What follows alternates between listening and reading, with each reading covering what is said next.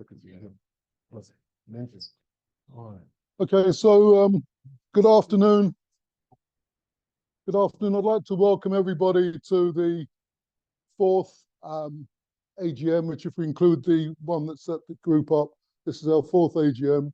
And this is the Marcus Garvey Action Group. We've been working for a number of years to try and help the elderly in the community. We're still in a sense a fledgling organisation, and this is part of our work to try and develop our ties and links with the community.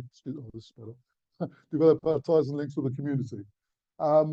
So on that note, what I'm going to do is just to ask a member of the Marcus Garvey Action Group, Colin, just to come in and introduce one of the people who are speaking. Thank you. Cheers. Good afternoon, everyone. I'd just like to introduce a bit of entertainment just to get the afternoon off. We have Chiedza. If you haven't seen Chiedza before, I was quite impressed with her when I saw her at the one of the showings of Colour Purple earlier this year. It's quite an impressive rendition she gave. So I'll introduce her. Chiedza, it's all over to you. Thank you very much. You're broken down and tired of living life on a merry-go-round, and you can find the fighter, but I see it in you, so we gon' walk it out. Move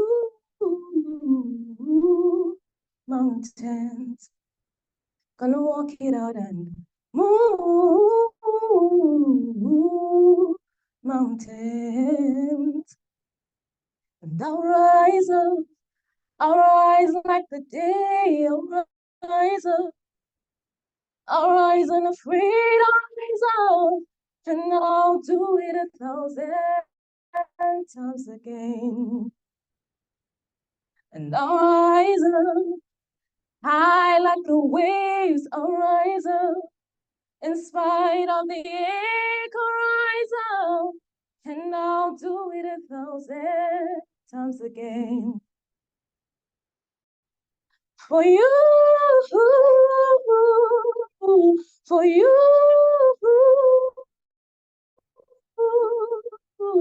for you, for you.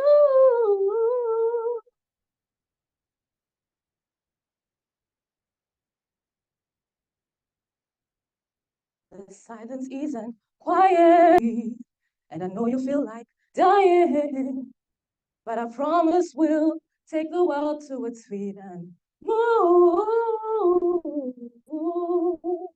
mountains. Take it to its feet and move mountains. And I'll rise like the day, I'll rise up. In spite of the ache, I'll rise up, and I'll do it 1,000 times again. For you, for you, for you,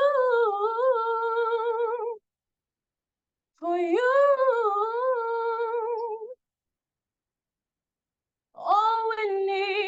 All we need is hope, and for that we have each other, and for that we have each other. And we will rise, and we will rise. Oh,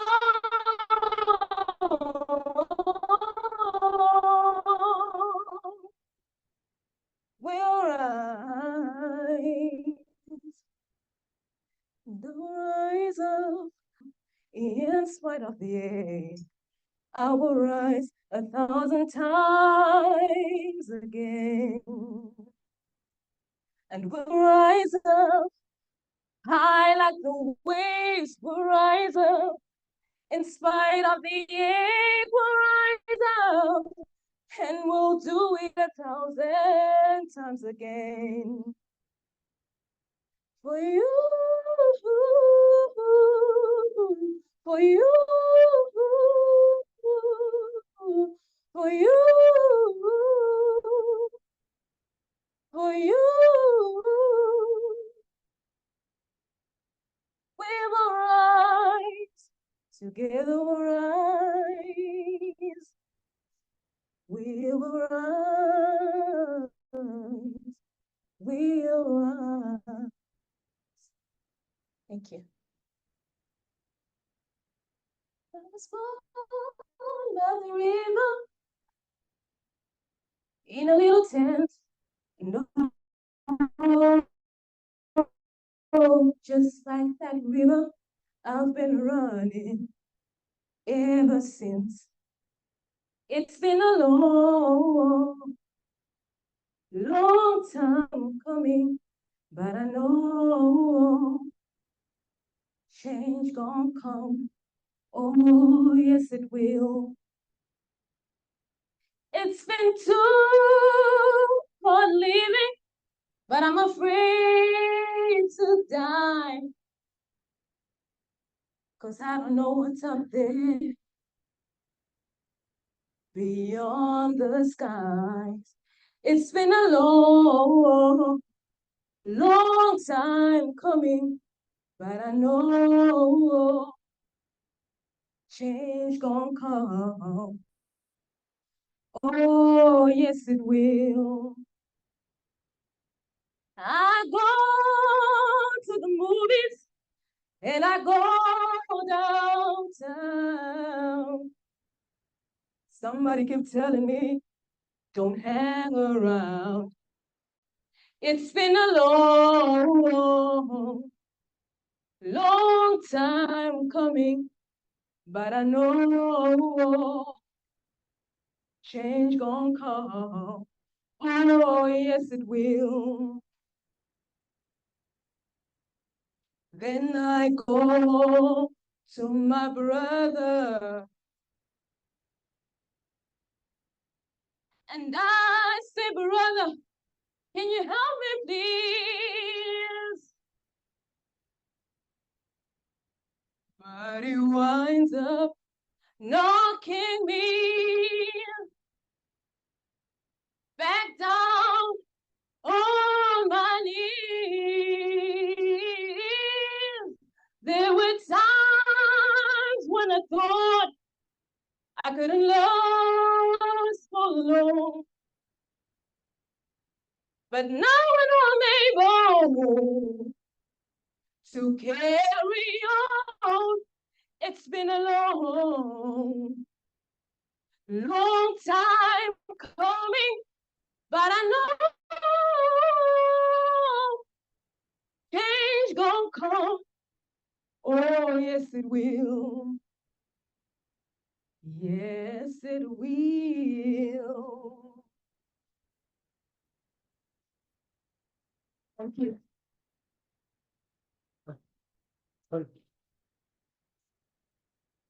Thank you, Chiedza. I was going to ask you actually, what made you choose those songs? Okay. I think when we first spoke, you said just look for something uplifting. That's how I chose the Rise Up one, because I thought it's got a positive message.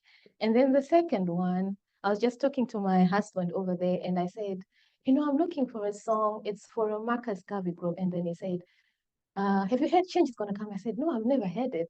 He said, I think you need to listen to it. And then when I listened to it, I just thought that was the right song to do. Thank you. And thank you for the inspiration from the husband. Well done. Yeah, you know me.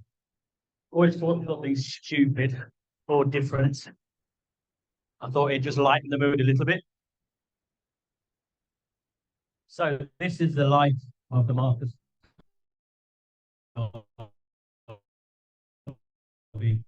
vaccine group, as we know it. Chair of the organisation, have been running a few years now. I've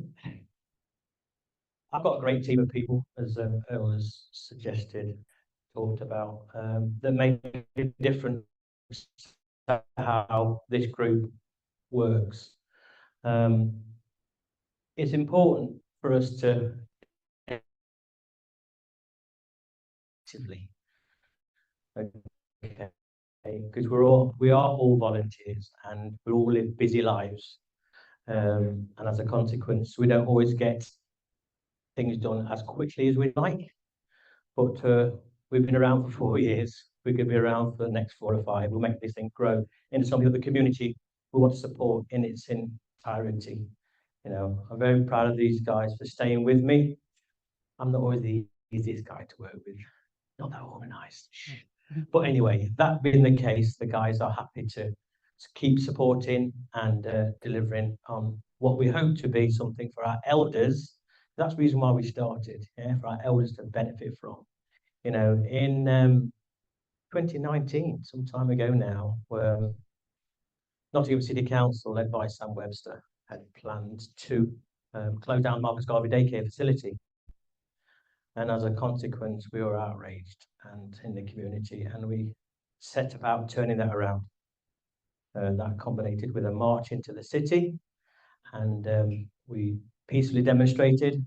And I'm pleased to say that the daycare facility is still running today, and that's something that, you know, I'd like for the community to focus on and see if we can help our elders. Not a lot of elders can make it to the daycare facility because of ill health, or some of them passed on. But at the end of the day, it's something that's culturally specific to us that we need to keep. So, you know, I'll, with the team, continue to encourage the City Council to keep that centre open. Okay, thank you.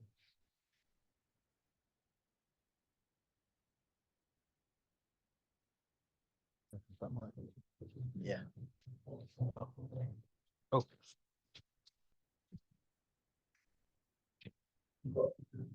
Hi everyone, I'm Colin, I'm the membership secretary for the group, and just like to give you a bit of an introduction to myself for those who don't know me.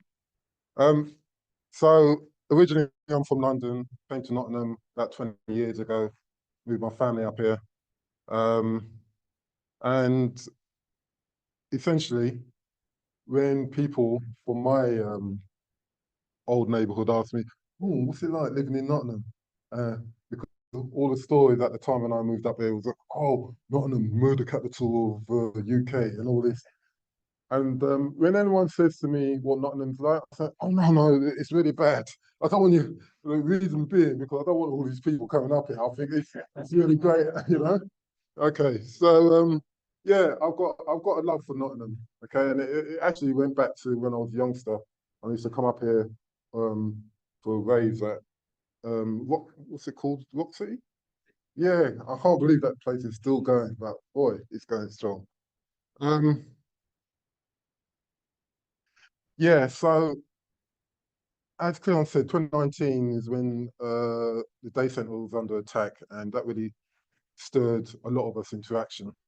And you know, we were successful in getting that going and fighting off the council or persuading them to keep the facility open and running. But post that time, we realised that there's the elderly community in African Caribbean community really is in need of help. There's other things that need doing, things that have been ignored. And I'll give you an example of the type of thing that happens to older people. I had a really good friend who spent most of his life just enjoying it, apart from bringing up his family. He was a very sociable guy, joined the local domino club, traveled the country, playing dominoes, and you know, after the typical thing is to have you'd be involved in some kind of dance after the domino session. And obviously they built up a really good community as, you know, as older people progressing in life. But as is always the way, people disappear from us, you know. As time goes on, you lose your friends, and what happens then? You know, it's like you're left behind.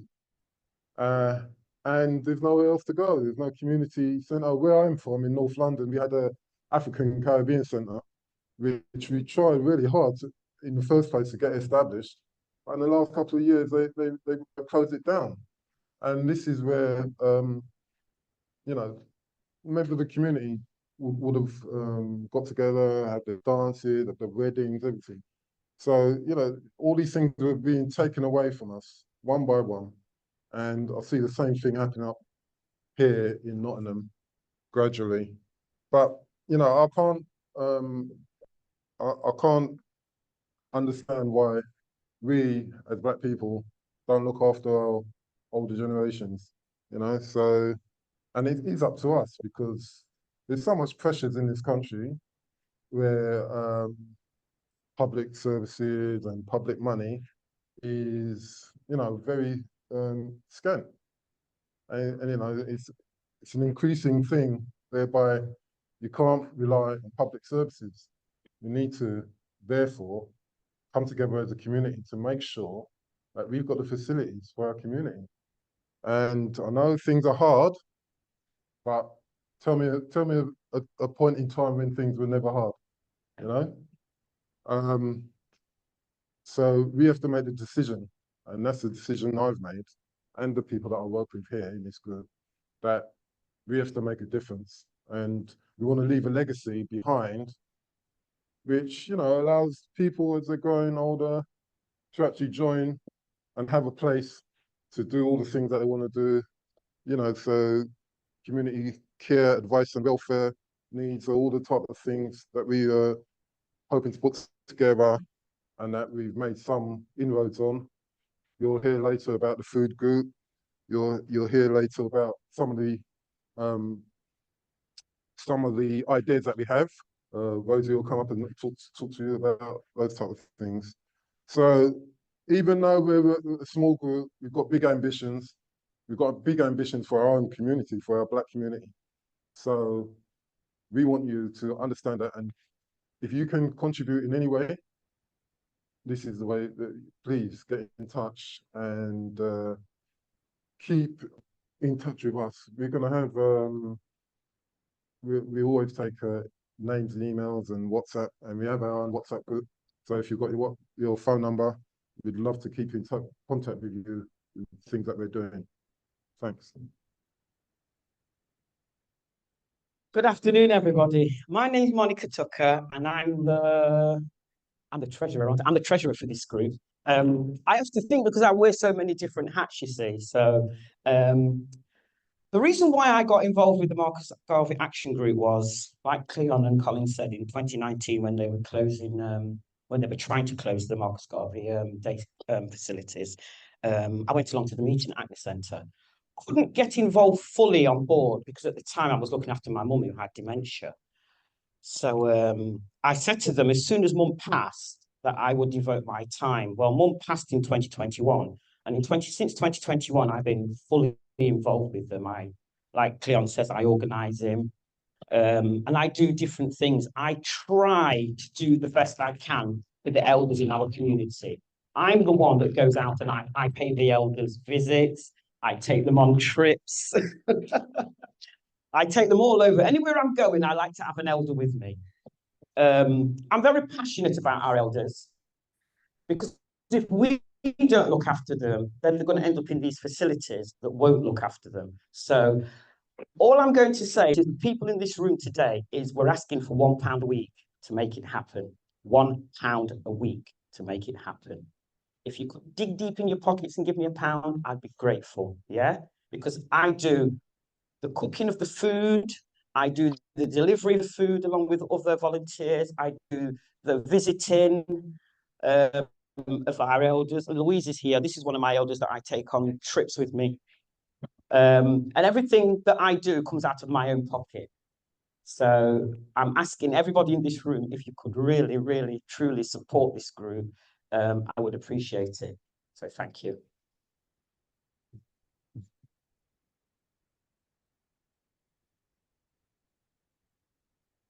Thanks very much, Monica. And I hope your friendship survives the song. Okay. This is the bit. Okay. Okay, thanks. So the next person I'd like to ask is Rosemary to come. Right, not too bad there. Rosemary, as I say, is the operations secretary. This is your theme song.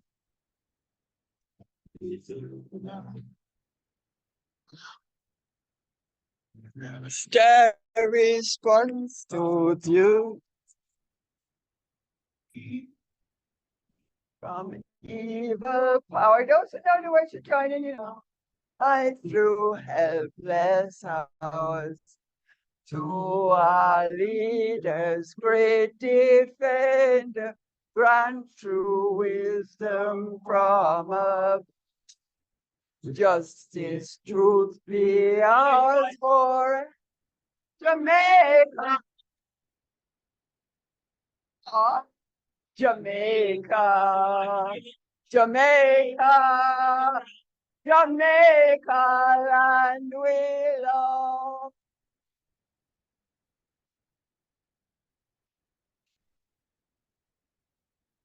Just true respect for all. This is a message I learned from childhood, because in the 50s, when my father used to come from the bank and turn the radio on, we heard about the migrants from the Caribbean who were coming and helping us to rebuild this country. My family's church had been bombed, and I used to stay out till 2 o'clock in the afternoon after church, running up and down the bombed floorboards that were stacked by the side of the shell of the church. I lived in a street where on the corner disgusting epithets about who was not allowed, including the dog. And when I asked my father about this, he said, yes, they're allowed to do it.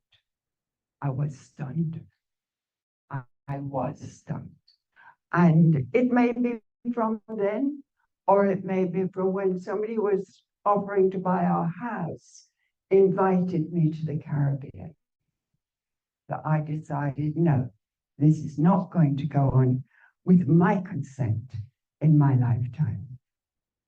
I have to warn you that unfortunately I'm coming from a meeting only yesterday where the greatest outcry amongst the committee, which is called currently the Greens of Colour in the Green Party, were having to cry out against racism. So let us understand that this is an endemic feature of the English culture, but that we did not choose to remain English. Many, many people traveled abroad thinking that this would be the source of their wealth, and indeed it was. And that wealth was brought back to this country. Now we've used it up, and we're begrudging the benefit of the people and the descendants of those who brought it. There are still those of us who stand up against this, and I am one of them. Thank you, Cleon, for the national anthem. I am also a dual national, and when you don't see me, I'm in Jamaica, Westmoreland in particular. So thank God for everybody who is here today. Thank God for the resolution of those who can only join with Monica to say we need a lot more help. I am not very good at supplying money at the moment. It will pass, but at the moment, I'm not very good at it. But what I do is I help twice a week in the hospice shop, the hospice charity shop. And I'm doing that in order to learn the ropes. And the ladies there are brilliant at teaching me. And although Cleon doesn't believe it, we make in the region of £1,000 a day. And I am very much behind an idea that we should have our charity shop. Because when people are downsizing, or maybe they pass, it's important that those things are reinstated revalued and sold to the oncoming generation. So in addition to all the running around that I try to do, to try to keep these things, events and things on the right lines, that is at the back of my mind. And any help or encouragement I can get, I'll be very glad. Thank you very much. Wonderful. Oh, thank you, Cleon. Thank you very much. That's how I've seen that. Okay.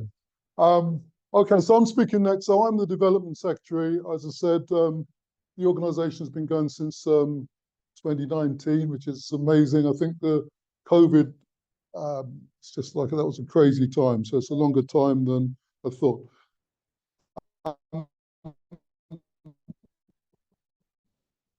I'm going to once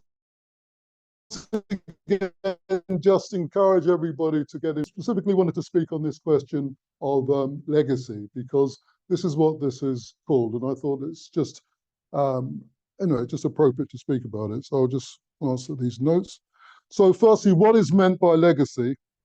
And this probably need to take my glasses off to see this properly.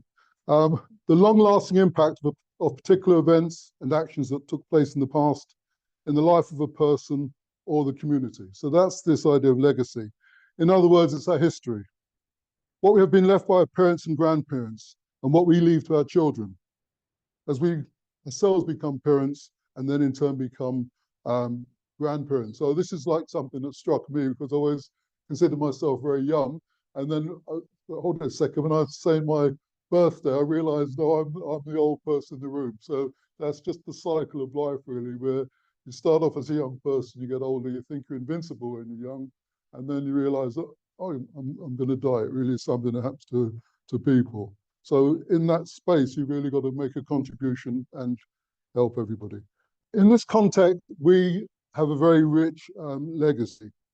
Our parents came from abroad and had to endure a lot of blood, sweat and tears. As Rosemary said, there's a huge amount of racism in the country. I mean, I know there's still a lot of racism now, but my father, he came in the, I think we have a speaker talking about Windrush, came before Windrush. He was in the on-passenger vehicle to the UK in 1947.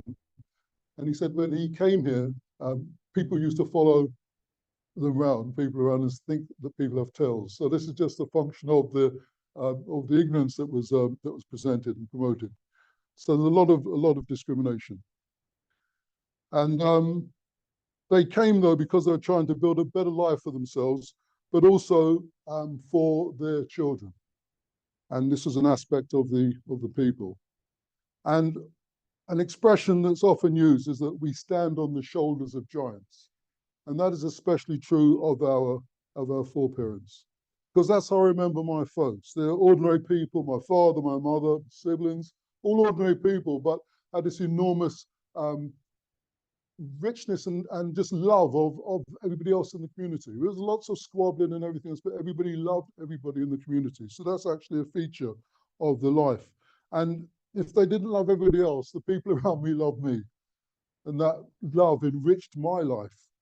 That's the kind of love that you want to pass on to your, to the next generation.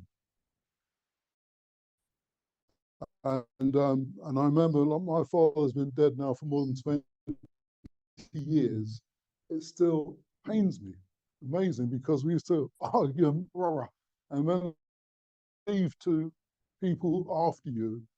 You don't know the impact it will make. So even though we're a small group, there could be somebody from this group who becomes again one of the great leaders of the community. And we've got a lot of people who've been great leaders. So everybody should, and you don't have to be in any group. You have sometimes that huge impact on people. So, value your contribution in the world, because it's something that everybody has, and we all should have that to give. Okay, so as I say, that's what the legacy is, that's what this idea is. So I'd like to end on this poem. It's from an American author. I'd normally like to say the author's names. I forgot the person's name, but it's, I thought, a great little thing. I've changed some of the words. So this is how this poem goes. The work and prayers of centuries have brought us to this day. What should be our legacy? What will our children say? Let me know in my heart when my days are through. To the people of my community, I gave my best to you. So a couple of administrative things on our side. We lost our funding secretary, and well, we need to actually put through a motion to say that we take his name, Lee Jasper, development funding secretary. I've got a second as well. Okay. Is that moved? Thank you. For the general public, that means we actually have two positions, official positions left on the committee. We need a funding manager. So if you've got any experience in getting funding, we would appreciate you coming forward. The other function that we're lacking at the moment is the media secretary. That will be someone who actually interfaces with the public, well, sorry, with media, and also guides our promotion on social media. So those are two types of things that we're lacking at the moment. So again, if you find yourself able to fulfill any of those roles, please come and see us, and hopefully we'll get something out of that. Thanks. Yeah, and I'll just add to what Colin's saying. You don't have to be an expert in funding. You don't have to be an expert in media. If you have an interest in it, then we're all learning this, and we'll pitch in. You'll find we'll be pitching and all of the time trying to help. Just for instance, in terms of the media, in giving out the information about this meeting, we've got a meeting lined up with Talk TV in about a week's time. That came because we're doing this. So that also can broaden your experience in terms of media. So if it's something that interests you, don't really have to be an expert. And in the same way with funding, you don't have to be an expert because we can go and get external funding people, but you could be a contact. So it's really a case of the enthusiasm is, in a sense, more important than the expertise, because we don't consider ourselves experts in these things. We're not experts, we're not experts. So if you've got that enthusiasm, that's more important, because you can only be trained in these things. So don't feel shy. I think that's the point Colin was making. Okay, so on that note then, I did send out some paperwork to everybody who's in the committee. It said if you don't want to be on the position, you can say. Nobody came forward and said that they didn't want to. So I can say that the committee, which are the people that you saw who came and spoke, has been elected again, and it's elected as a slate. If anybody wants to oppose, you can. So that's your notice. In fact, really, generally, we're coming along because obviously people have other things they can do, but we feel this is a way we can contribute to what's happening. Oh, okay, thank you. We're restarting. Thank you. Thank you. We're restarting. We've got a list of some great speakers, and Cleon will be saying who they are shortly. But we're going to kick off firstly with somebody called Ben Rosser, and Cleon's going to introduce him. He assures me he's not a boxer, but he kind of looks like a boxer to me, so I don't know what's going on. Okay, here, Cleon. Okay, Ben Porter. So I met Ben probably 3.5 years ago. We were more involved with the food program at that time from at the centre. Okay, we were trying to make sure all our elders had something to eat on a Sunday. Okay, so that's moved on from that. I'll explain that later on. But Ben set up the Python Club, and he's basically got a lot of young children in the city and beyond now to work together, so they're not constantly fighting each other. Okay, and he's gone from strength to strength, and he's doing an amazing job.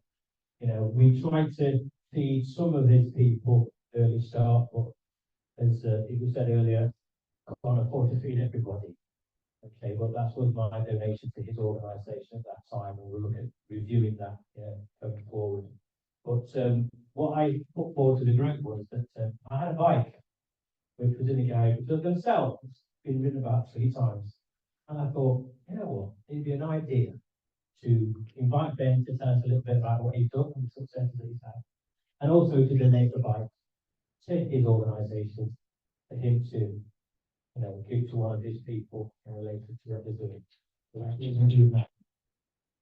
So then, on behalf of the Garvey Action Group, I'd like to donate this bicycle for your guys to do what you got to do. Thank you so much, Cleon, and to everyone here today. I'm really, really grateful for being here. Slightly unfortunate, I got a phone call at 3 o'clock in the morning to say that it's on fire, and it was unfortunate. We had a party there, and some fireworks off. It was an accident, but we've been out there since 4 o'clock this morning. So thank you to Clive and others that we go first today. Let's just come straight from there.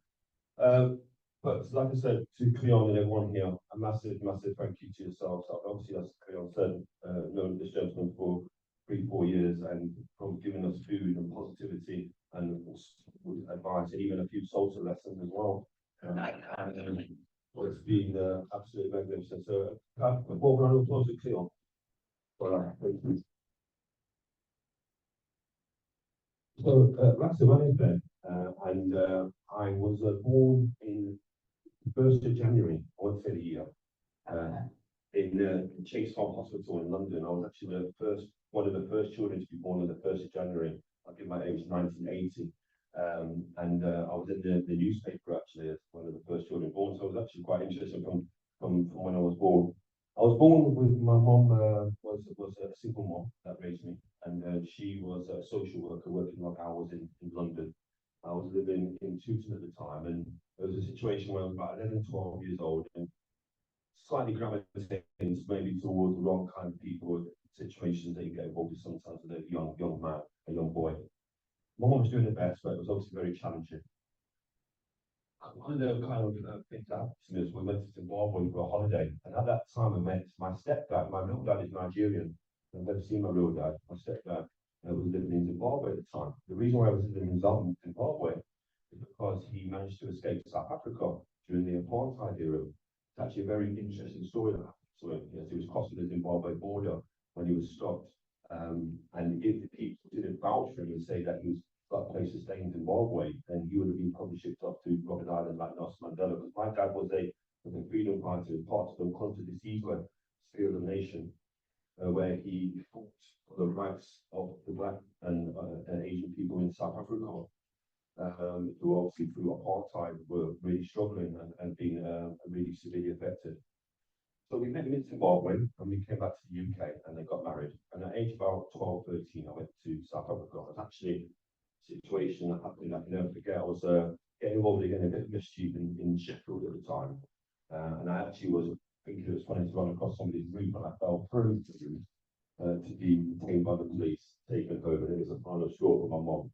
She said, right, we're going to South Africa. And literally a week later, I was in South Africa, and my mum and dad came a bit later on. So I went to South Africa, and it was extremely interesting. I went there in 1993, 1993. It was obviously the time when Nelson Mandela was just coming out of prison. The scars were clear to see. You saw the clear divide. You saw people, obviously, massive communities struggling, living in shanty towns. No education, no prospects, aspirations extremely low.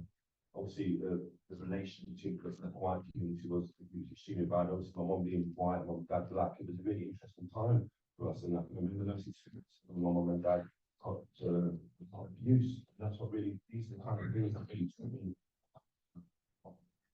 a lot of respect about. I saw them go through so much, and they remained strong. And one of the most poignant moments in my life was when I was Nelson Mandela released from prison after 27 years, living in a very small cell. He had all reason to despise and hate and dislike the white government and the people that caused all this stuff, this situation to him and his family, and to obviously the community. But he didn't. He came out with a message of unity. And it's very, very poignant to see that in the 1995 Rugby World Cup final, Nelson Mandela wore a green Springbok jersey. That was an extremely poignant and memorable moment. The green Springbok jersey represents the white people in South Africa. And what he did in that gesture was he brought that country together. That was really, really interesting to see how he came and preached united and working together. My mom, like I said, is the white lady. When I was young, she used to go to the anti-apartheid marches in London and Sheffield, watching about racism and the issues that were happening in our communities, even in Africa as well. That's what was a very moment for me. That really signified to me that we need to work together to solve some issues. We need to work together. So I came back from South Africa at age 18. I was a bit confused about what I wanted to do. I wasn't quite sure what to do. I lost my opportunity by going to South Africa. I had a really good opportunity before I left, but long story short, I wanted to be a professional footballer and I didn't make it. I then became a police officer in Nottingham. Now, again, that was a very interesting decision to make because obviously the police service have got a history or understanding of the institutional racism and facing issues like that in Nottingham, the metropolitan and across the country. I lost friends and family by joining the police, but I did it because I wanted to try and show my community who are facing here today that there are officers there to support you, there to help you. And I was very proud to see that within the force. That was definitely the case. The majority of officers that I worked with were there to support the community. So unfortunately, there are systems and processes in place that cause situations when it comes to institutional racism. But I felt that I wanted to try and help the issue from within. And to an extent, I had succeeded. But my true calling was set up the Pythian Club. The Pythian Club I set up in 2013, and actually Wellington. Really nice set up. Wellington is the areas that I was living in Basement.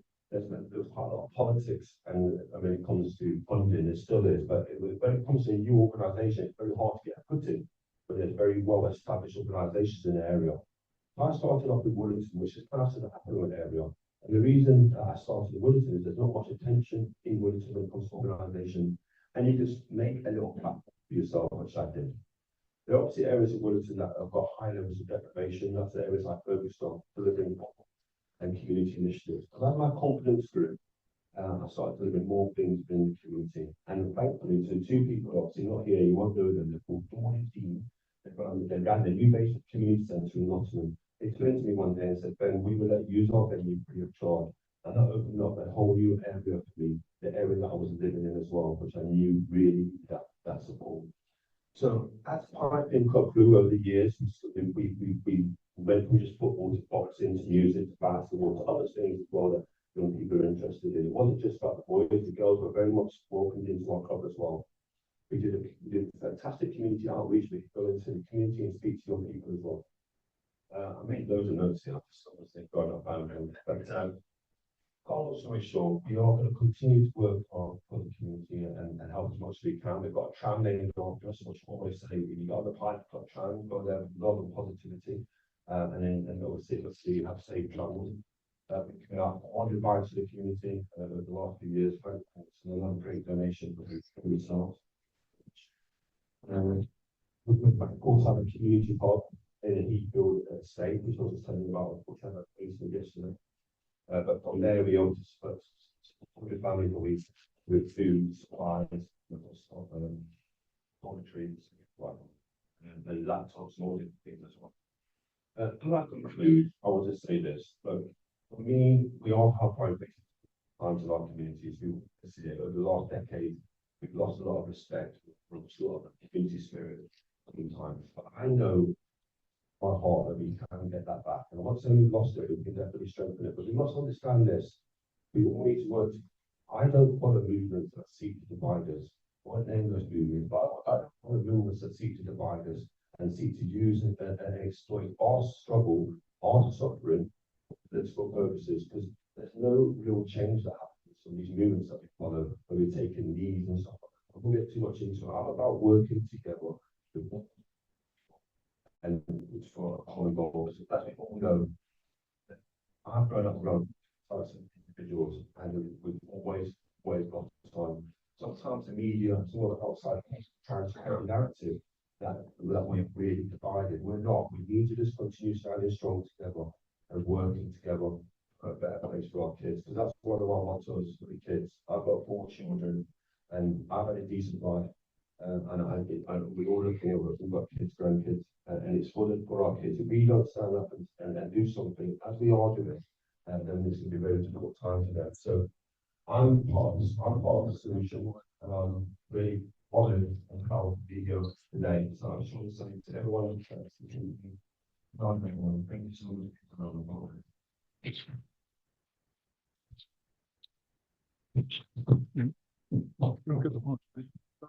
Don't be violent. Just for well, that's the. Oh, yes, it was. You know my heart sank when you said deep feel, don't you? Cool. Thank you. Cheers. You were fine.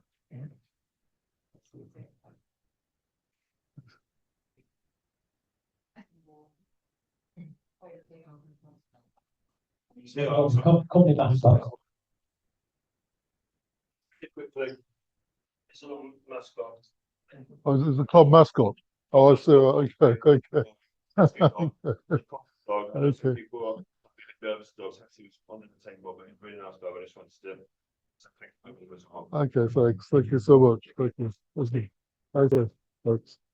Dance for God, Bolton, dance for God, Bristol, dance, Bedford, dance down a Luton, dance down a London, man of one, well. So, because he danced all over the place, dance on a Monday, dance on a Tuesday, dance on a Wednesday, dance on a Thursday, dance on a Friday, dance on a Saturday, dance, slap, sotel, Sunday.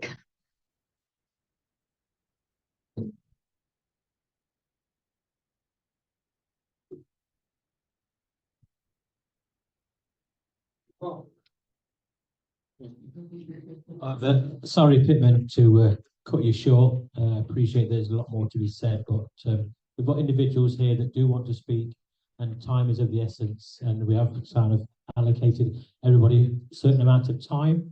So I'd like to invite up to speak now a very good friend of mine who helped me quite a lot in the first years and ongoing in with the Marcus Garvey Action Group, and it's a gentleman who is leading the way in giving us information in regards to our Windrush generation, who, as a company or as a group, we're a part of. The Pastor Clive Foster, MBE. Come on up. See, I'm nervous in your presence, sir. You don't need to be, sir. Well, good afternoon, everyone. I'm delighted to be here. And first of all, I really want to give honor to the Marcus Garvey Action Group for the sterling work that was done during that COVID period. You know, there was a group that wasn't afraid to organize, to reach out to our own community, to make sure that members of our community who were very vulnerable and threatened were receiving food parcels. And I think that is a tremendous legacy, given that you're talking about that today in your AGM. But I think you should give yourselves, and let's give them a round of applause for that outstanding work. Because in terms of a crisis, we need to stand up, and we need people to stand up and to organize. And I think that was a great testament to you. Look, as a preacher, I'm not going to be speaking long. I'll give you that now. I'm telling you that now. I'm not going to. I'm sorry. I'm giving you a warning. I want to say a little bit, first of all, a personal story about legacy and Windrush, and why did Clive Foster get involved in the Windrush response to this awful scandal? And there are many reasons. There are many reasons why I got involved. Number one, I could see myself being a victim. Number two, I could see my own parents, sadly no longer with us, but I could see my own parents being classified as illegal when they came and they worked here. My father worked in the factories, he worked in the mines, he worked in the factories in Eastwood. My mother worked at Sherwood Hospital as a nurse. And when the Windrush scandal broke back in 2018, when it emerged in the public sphere, and when these stories were brewing, I could see perhaps my own parents being caught up in this. I could see my own church community, predominantly from the Caribbean. And so I gave the message, my responsibility back in 2018 in the church was to close the service so everyone could go home. And I remember that the Windrush, this thing about potentially people from the Caribbean being deported was in the news. So before I closed the service, I says, I just want to give one little announcement. Some of you may have heard some reports that if you can't prove your immigration status, potentially there's some stories going around that you might be deported or detained. If anyone is experiencing any kind of a apprehension or fear about that, come and speak to some of the ministers afterwards, and we'll listen and see what we can do. To my shock and horror, when the service closed, there was a queue of people. Clive, I'm concerned about my dad. We've been telling him to get his passport sorted out, and he's not doing it. Clive, I'm concerned about my uncle. He's still not sorted out his passport. And in that moment, we knew we had to act. We had to have a response. We had to take action. And it was from that very small announcement that grew the response to help members of our community and the wider community to make sure that they got their status sorted out and to help them get their documents and to help many people get compensation. And I say that in the context of legacy, because we've been hearing a lot about the legacy of our foreparents. One of the biggest triggers for me why I responded, and I didn't know this at the time, but it was around legacy, because I had this thought. When the Windrush scandal broke, in the age that we're in now, and the way that we communicate, like you and like many other people, I was getting lots of messages, and I was doing it as well. And I was sending messages and my own thoughts and my concerns, mainly via WhatsApp on the phone, and saying how bad it is and everything like this. That was the main thing that I was doing. And then one day I had this thought, Clive, just think about this. Let's put yourself 100, 200 years in the future. And people are going to be talking about, there was a time in this country when the nation said, people who had the legal right to be here, and many of them were Black, have a guess what they did? They actually tried to deport them, deny them access, and detain them. And have a guess what happened? That actually happened. And what did the people do? This was the conversation I was having about people talking about the future. What did the people do in response to that total injustice? This is what they did. I think they just did something where they sent messages to each other on this platform. I think at the time it was called WhatsApp. And that's what they did. And I realized I was talking about myself. That's all that I was doing. I was just sending a message. And I thought to myself, it was a personal conscience thing.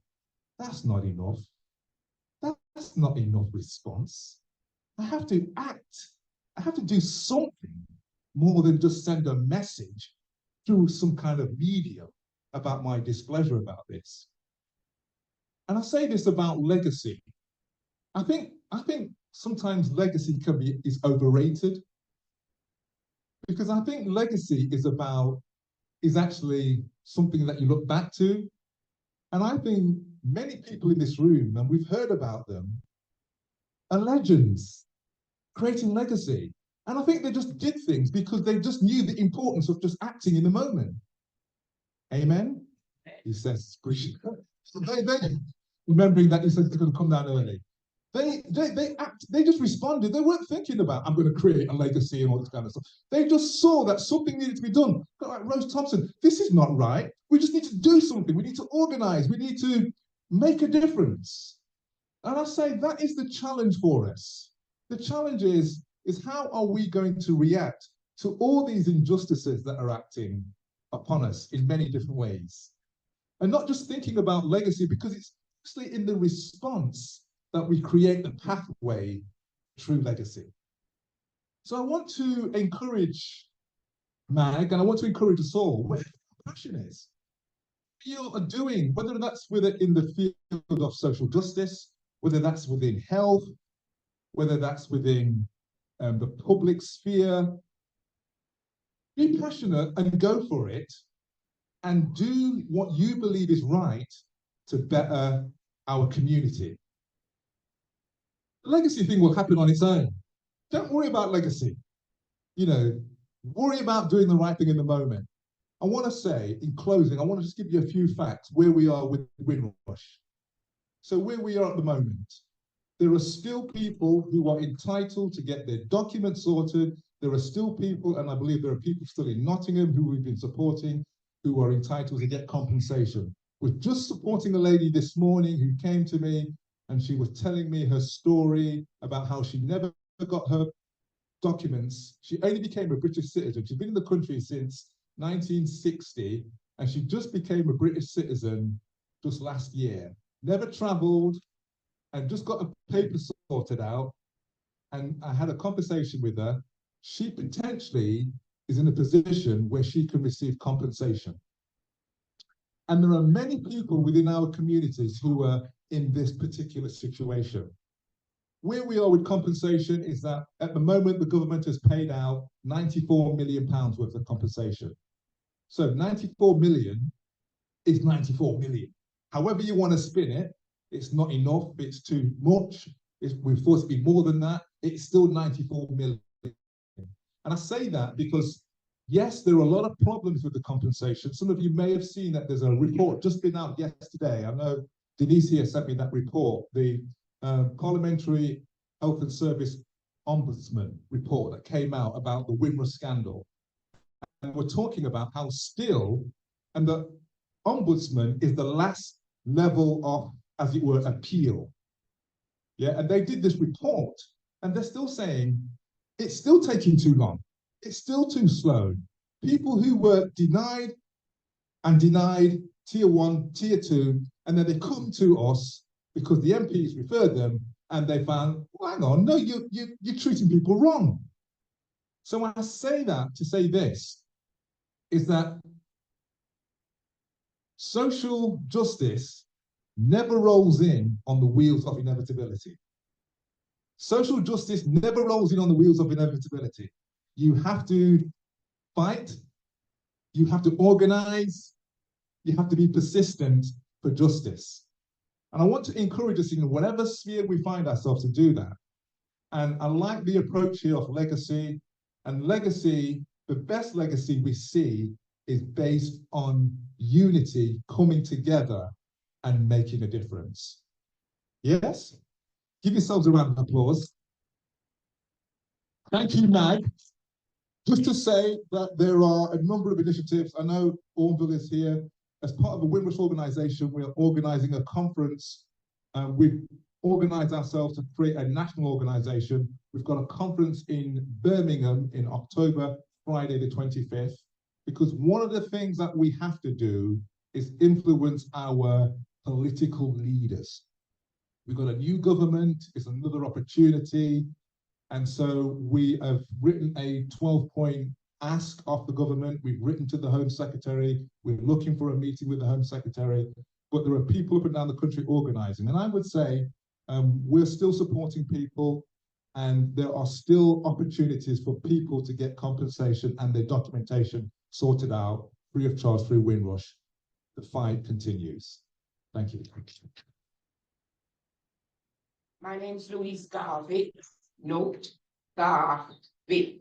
I'm very proud of the name and I carry it proudly. That's my mum. I talk about the elders, right? I am 83 years old and I am proud of it. I've worked for 40-odd years, and Nottingham has been my savior and my strength, right? And I've been in and around the community, and I feel proud of that. We're talking about care of the elders, and everybody knows there's a lot to care, support, loving our elders, right? But it's a two-way street. The elders have invested into the system as well. One of the words as I was listening is about legacy. It means a lot, you know, and there's a lot into that. We talk about love. We talk about care. We talk about peace of mind. Now, the poem I've only done this a couple of days ago because I'm not looking for sympathy here. And this is the reason why this will. I've lost my 59-year-old son 4 weeks ago. And what is happening, because I love him and he loved me, he had power of attorney for me, but within that, we didn't realize that there's areas in it that you've got to dot the I's and cross the T's. You think you're covered and you're covered, because my son thought he covered me so well with love. But what I'm finding now, because is that the cover, there was gaps in it. So I'm just saying, the poem is called The Will.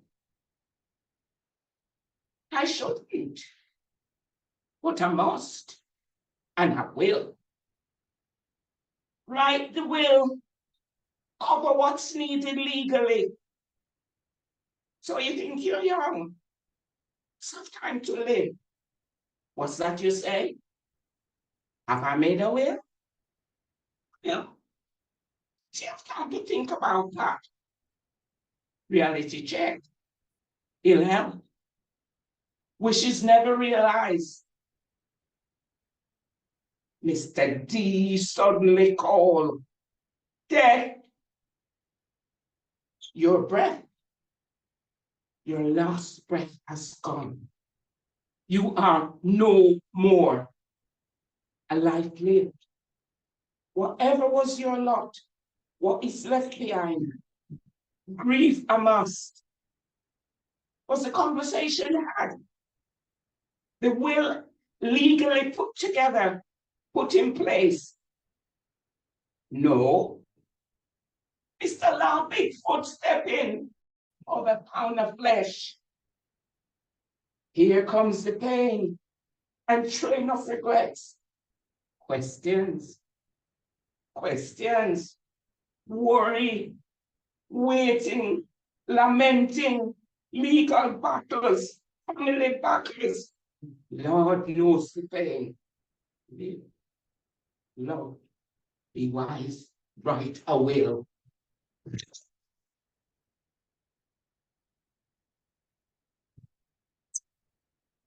Thank you very much. Thank you. Okay, so I'm just stepping over because, as already mentioned, this is somebody that we're honouring also today. Rose Thompson has unfortunately passed away, but she left several organisations that she helped to build and work with. And I'm going to ask now Joe Webber from the FAB, Friends and Brethren, to come along, and he's going to speak a few words about what they're doing.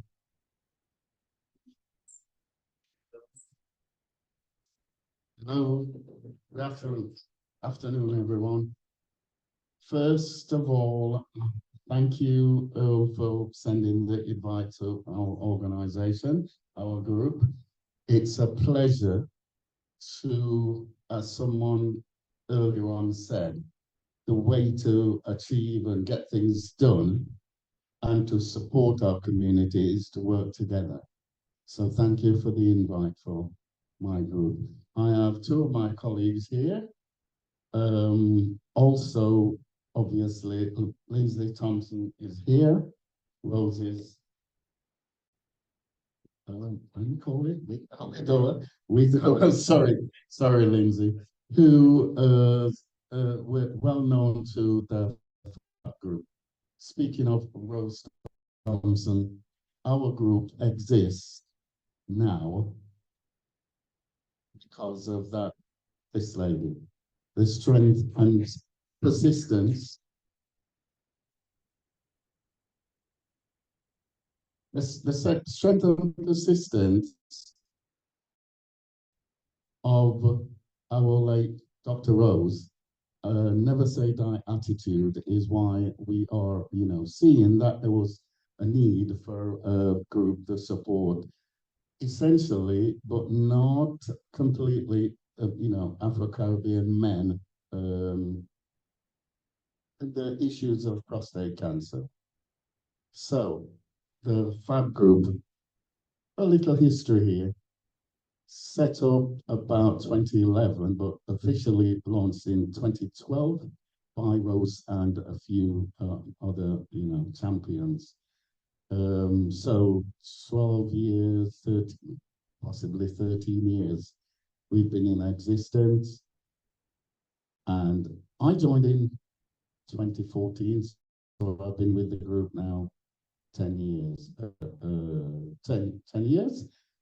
And through my journey and through the help and the support that I got from the group when I went through my prostate cancer issues, is why I joined up as a member initially, and now actively over time I've now become the chairman. So FAB, how do we support?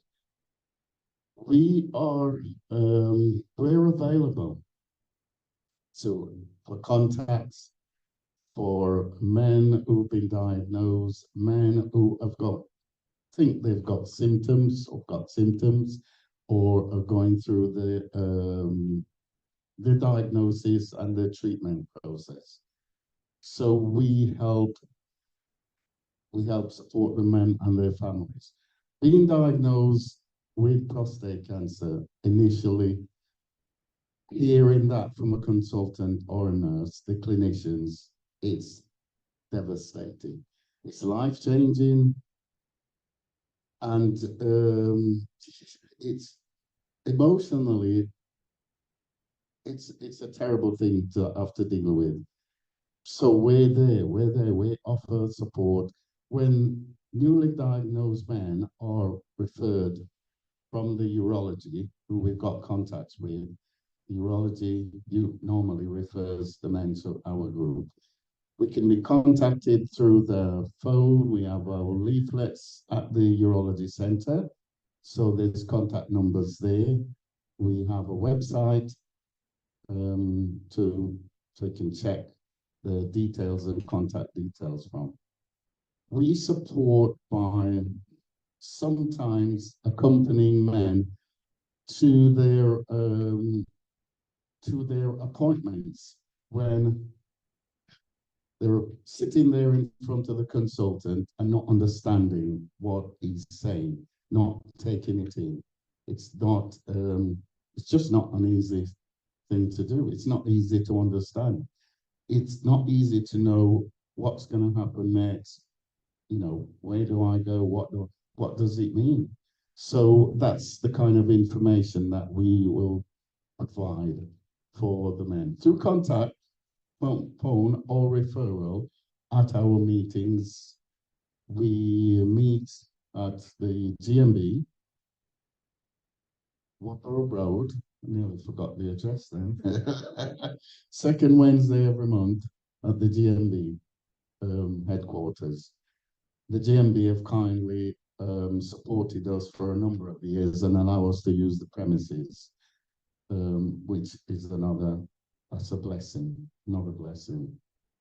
And when newly diagnosed men, who sometimes reluctantly, sometimes are guided or dragged there by the wives and partners to a meeting, or they're forced to come,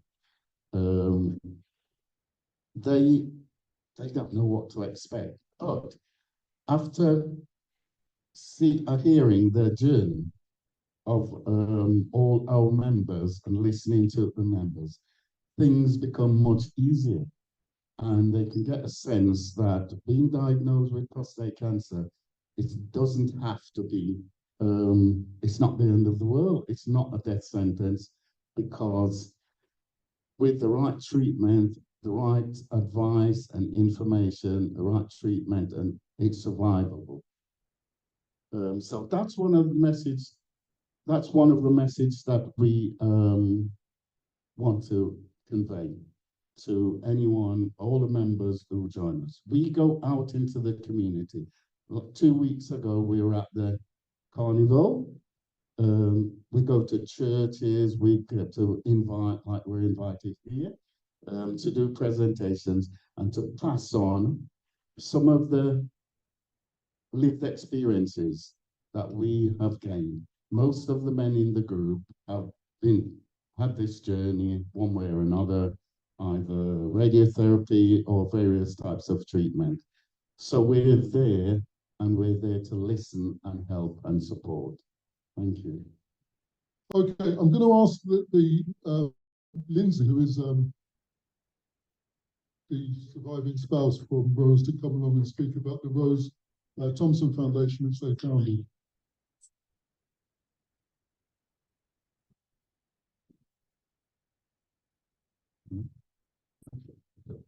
Right. Good afternoon, everyone. Good afternoon. I came in to the door and I saw this photograph and I went, you know, because that's the lady I was married to for 43 years. And, you know, she'd been responsible. So thank you for inviting me to share a few words with you today. I'm so proud to be related to this community and to this lady. I was thinking about the first thing I want to say. I was 69 years old. No, look at 69 years old on the 27th of August. So I should have retired. But 18 months or so ago, I was on a car with this lady, right? And she was returning from a support group that she attended because she was going through cancer treatment. And she said, she sighed, and she said, Lyndsay. She never called me Lyndsay. She always called me babe. But when she said Lyndsay, I know something is afoot. But she said, I can't do anymore. And I turned around and I looked at her because I was her carer for 87 years. So both her carer, her husband, and even supported the organization. And I said, okay, let me help. All right. So I wheeled her into the house and I stood in the hallway and I felt my knees just buckle, and I fell on my knees and said, oh God, please help me.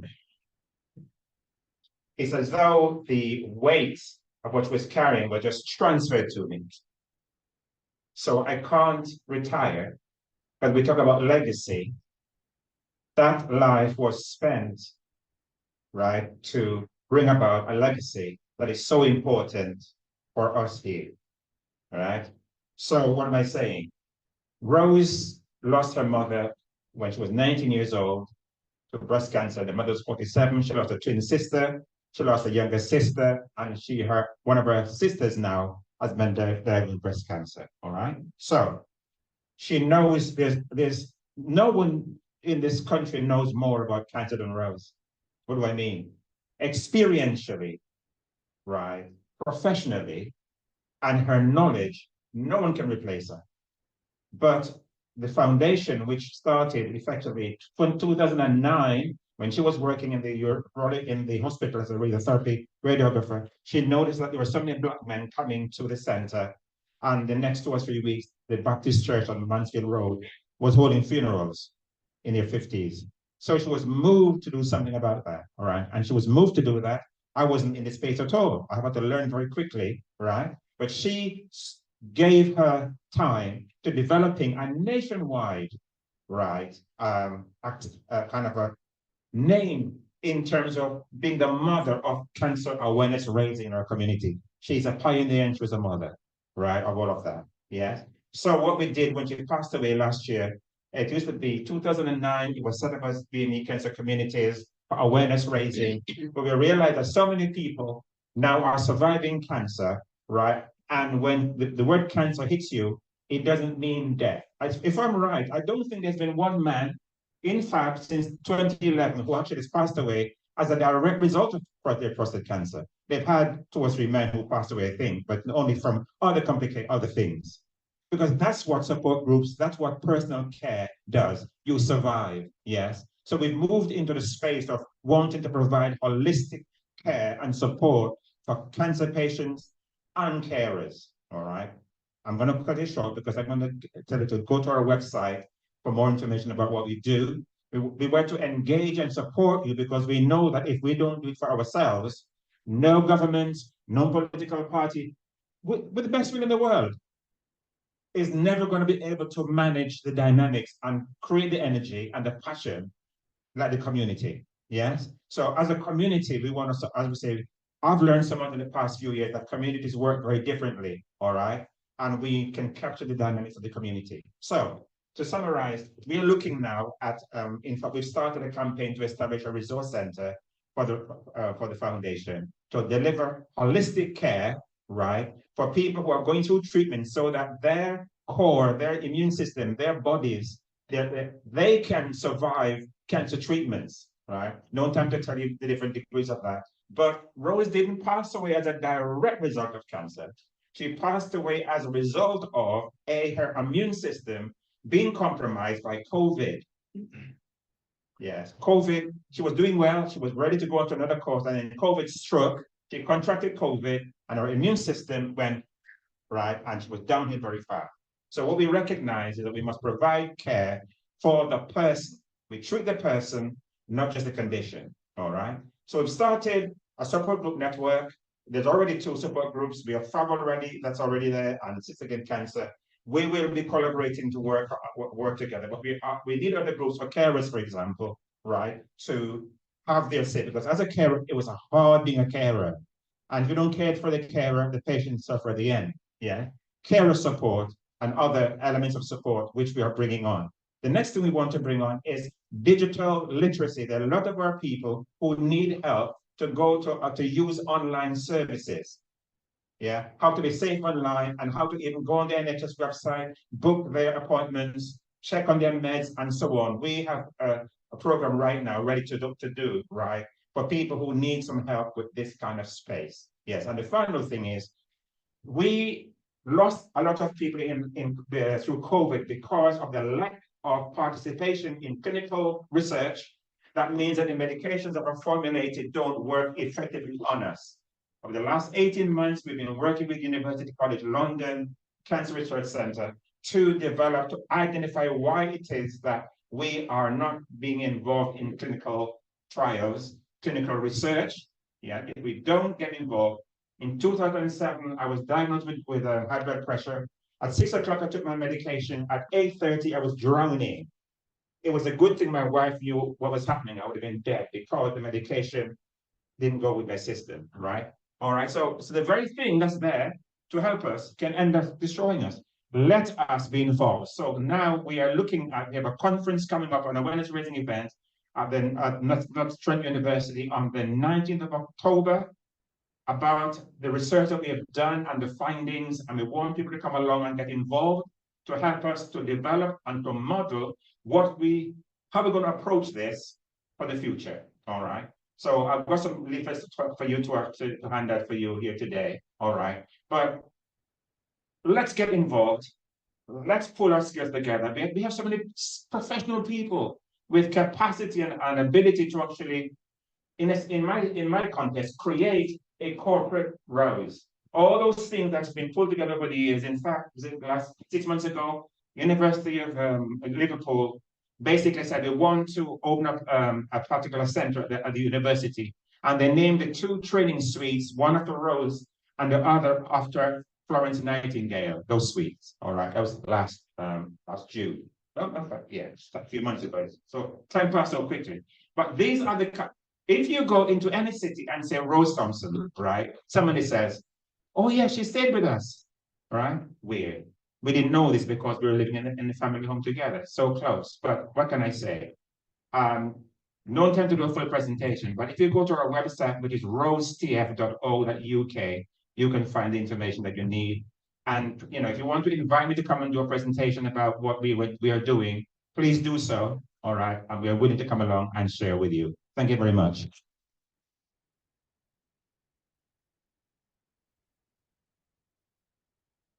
Thank you very much, Lyndsay. So, yeah, so this is one of the things that we're trying to do at the Marcus Garvey Group. is to assist all of the other groups as well. So if anybody wants any information on the initiative by Lyndsay or FAB, Friends and Brethren, please contact us and we'll pass information on and so on, because it's very useful. Before I carry on, is Maxine here? Okay, so what I'm speaking is, I'm asked Maxine because her brother, who many of you may know, is Leslie Davis, who died recently. And we want to do a little section just to honour people, because obviously we think Rose is very important. We want to honour people who've made a contribution in the community. So I'm going to ask Maxine to speak for 2 minutes. It's literally 2 minutes, because we're going to have a break at 2:15. So we're just running slightly behind time. So I'm going to ask Maxine to speak about her brother, who died very recently, and again made a great contribution in the community. Thank you very much. Good afternoon, everyone. The Marcus Garvey Action Group having an AGM. I know it's been a tough ride. It's a tough ride for all of our organisations. So a call out for our organisations to unite so we can do more for our community here in Nottingham. So I'm Maxine Davis. I guess most people know Leslie Davis, also known as Spirit. So whilst the physical body has taken a journey, the spirit lives on. So it's a pleasure, you know, really to be invited here, because Leslie was a strong supporter of the Marcus Garvey Action Group and a strong supporter of the Honourable Marcus Mosiah Garvey, who my elder made reference to. So in the words of our ancestor, rise up, ye mighty people, you can accomplish what you will. Rise up, ye mighty people, you can accomplish what you will. So Leslie, I first knew him, of course, as a brother, older than me, energetic, curious, athletic, rebellious, you know, but to us, his younger siblings, he was a protector. There were harsh times then in the 60s when we was growing up. But, you know, when we walked the street and we said, well, Leslie is our brother, you know, we had some protection. Of course, he was a son. He loved his mother very much, our mother, and he reached out to our father to bring him back into the fold of the family. He himself became a father at a young age, at 21, and he had 4 children and 5 or 6 grandchildren. He took being a father very seriously, even though we had an absent father. And many of you will know that his children grew up in the Saturday schools in Nottingham. And many of you will have images of him rushing across town or wherever, plastic bag in one hand and the little girl in the other hand, going from one meeting to another. We found out as a young man that he was also a talented singer and a talented musician. And he just had this thirst to learn things and for education. And he was truly self-taught. And, you know, for the young people, I'd like to say, even if you can't get on in the school system, you can become self-taught, you know what I mean? There's no barriers for you. So he trained as an electrician and he went on to work, them times it was on building sites, but he couldn't take it because he just would not accept the racism that was going on, you know, in the late 70s. So 1981, when there were disturbances across the country, it became like, I guess, you know, we talk about a catalyst, you know, something that changes things and speeds things up, you know, and it became that kind of a point really for Leslie. He was actually caught up in the disturbances on Hyson Green Flats. He was arrested. I think he ended up in jail in Lincoln Prison maybe for about 4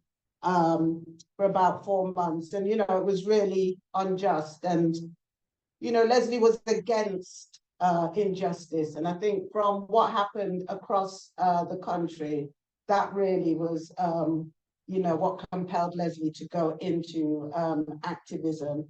And as such, he played a really instrumental role in building community organisation in Nottingham. So I'll mention a few: the ACNA Centre, Heatwave Radio. As you know, that was a pirate radio. That was the only way we could get the music we like, the vibes we like, and Leslie was there, you know. And later Kemet Radio. I believe he fell out with some people at some point, so he went his way, but it didn't mean he wasn't instrumental and he didn't support it in principle. The UKED Centre, Marcus Garvey Centre, CETA, where our youth were going to get training and learn some skills, Learn to Learn, ACFF that's been mentioned, Max Amelia, African Caribbean Education Forum. I don't know if you know, maybe the early 2020s, we were trying to build a black school. You know, we were meeting regularly to try and see if we could get together a school, you know, where our children could be respected and properly educated. And of course, when COVID came in 2020, he made that call. He made that call firstly to myself, and we talked about it. And then he said he wanted to reach out to people at ACNA, like Cleon and others, to see what we could do to provide meals for our elderly. So I went along with him in that endeavor. For those who know, he became a maths teacher. He loves maths, he loves science, he taught electrics. As I say, he was self-taught. He did his master's in marketing. You know, so I'd say a really rounded black man. So his legacy, he stood on the front line in the fight against racial oppression and injustice. For over 40 years, he was a voice of our community. He made measurable achievements, building organization. Those organizations, some have gone, but many of them are still here. And the fact that they're still here, they are an opportunity for us to hold on to them, build them, and bequeath them to our young people. He brought joy to many people through his singing, and he would sing at any opportunity, at a wedding, at a funeral, everywhere. And his love of music, playing of the saxophone, again, which he taught himself to do. So in the words of someone called Amilcar Cabral, he was a revolutionary leader of the struggle for independence in Guinea-Bissau. Each generation must fulfill its mission. Each generation must fulfill its mission. We talked today about the Windrush. Leslie is a representative of the generation that came after the Windrush. There were still things to be done, and there remain things to be done. So my dear brother Leslie, a servant of our community, has physically gone, but he is not forgotten. I want to also remember those like Sister Rose, Brother Lepford, Father Demas, whose funeral will come up, and one of our mentors, Brother Berenga Bandeli, who all passed in the past 5 years. I'm calling on our community to tackle prostate cancer as it affects Black men.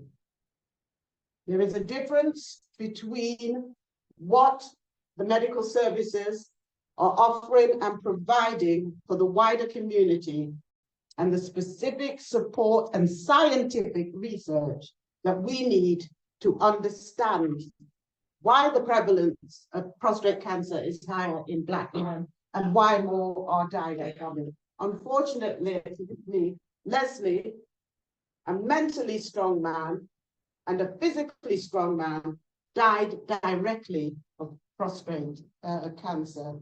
So thank you very much. In Leslie's memory, unity in the community, one people, one aim, one destiny. Thank you. Yeah.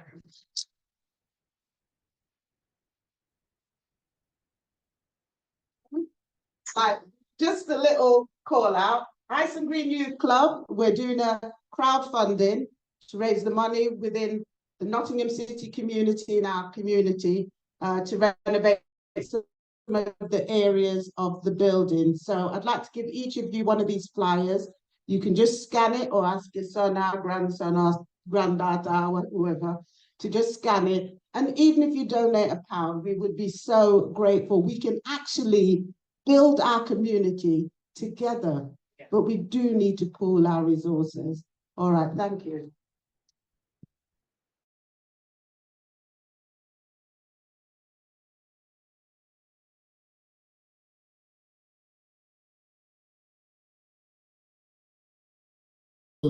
We met with, or it's a Zoom meeting really, with the FAB, with Lyndsay, and also SAC, so Sisters Against Cancer. And we, in that, we had a discussion and we were talking about how can we commemorate Rose, and it came up in that meeting, also other people, other heroes in the community who are unsung. And that was one of the things. And when you heard what Rose had done, she's an extraordinary woman. But the key thing, she was selfish, excuse me, selfless. She was selfless, because I know many people who do work and they don't necessarily do that much work and they want everybody to know about it. There's nothing wrong with that. But at the same time, you have people who do a great deal of work and they're not concerned about any personal recognition. And she was one of these women. So an extraordinary woman. So that's one of the reasons why I particularly thought this is very good to help. And the other reason is as well that oftentimes women are not, they don't get the praise that they should. I mean, I as a man know men do a lot of great things. I'm not in any regard saying they don't, but we get praise. A lot of women do great things and they don't get the praise. And you can see in our community, in our history, that women are often the backbone of the struggle of the black community. And this is an example. This is a Mary Seacole room, who was somebody who was, at the time when she was alive, was considered the greatest Florence Nightingale. When she was alive, all of the peoples in the UK. She came from Jamaica and she made an enormous contribution. There's no doubt that Florence Nightingale made a contribution, but everybody at the time she was alive considered her great as well. And as soon as she died, within 20 years or less, her name was forgotten. And so she was only resurrected, let's say, about 2 decades ago. So that's often the case, that the women, similarly with the struggles in the States, a lot of the people behind the civil rights movement were women, and they don't get the recognition. So that's one of the things we can do. So very quickly on that, we've run out of time. We actually also want to get a tram name. This is one of the things that came out of our discussion, to get a tram named after Rose. We want to get a tram named after Rose to mark the contribution that she and other people have made. And that's one of the things. Also, there's something that we formed called the Rose Thompson Citizens Committee. And a couple of words on that is that it's a very simple mechanism that anybody who wants to take part. You don't have to do really anything other than saying you appreciate and you'd like to, in a sense, sign your name to it. And we'll attach your name to, to that. So that letter, for instance, is sent to all of the people in the community. And again, that's a very easy way to get involved. It's a bit like liking something. So we're very happy if anybody wants to do that. We should have taken everybody's name. If we have, then just say to us, yeah, okay, I'd like to be involved in this, and we'll make sure that you get literature, etc., that the committee does. There's a story behind the reason why it's called Rose Thompson Citizens Committee. Again, run out of time, so we won't be doing that. But I mentioned earlier that the Knots TV, we're going to be seeing them on the Friday, and we'll be telling them about this meeting. So that's that. So I want to wrap this section up in a short time. Before I do, what I'd like to do is just to call on people. It's just 30 seconds of silence, that's all, to commemorate the peoples, as I say, that have gone before us, that have made a contribution, that are often unsung, and then we're going to just wrap up after that. So it's literally, if I could just ask everybody just to, whatever you'd like to do, either close your eyes, put your hands together, however you show your respect for the peoples in the community who've done work for us in the past. Thank you.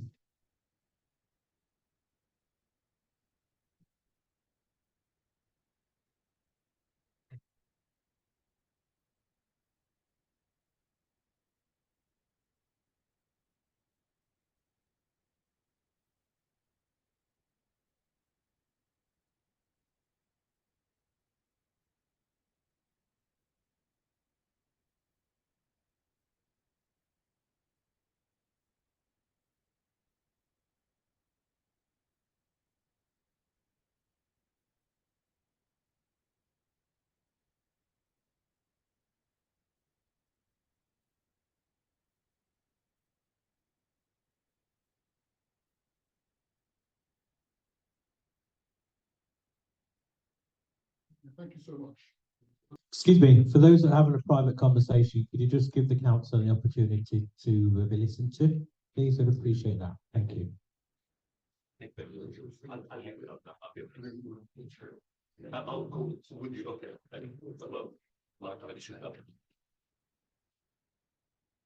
I was aiming not to use a microphone, but I'm told by management that I have to, so I will. Okay then. So just to introduce myself first, my name is Pavlos Kotsonis. I am from Greece, so that's why the name. I live in the UK, obviously, for many years now, so I will do indeed, yes. My name is Pavlos Kotsonis. No problem. Right. So I'm at the moment, I'm a councillor in Lenton and Wallington East, and I am the executive member for adult social care and health for Nottingham City Council. So I'll try to cover a few things. So it's a great pleasure, first of all, to be invited to speak to you here today. And I want to start by thanking everybody, obviously the Marcus Garvey Committee and all the organizations who are here today.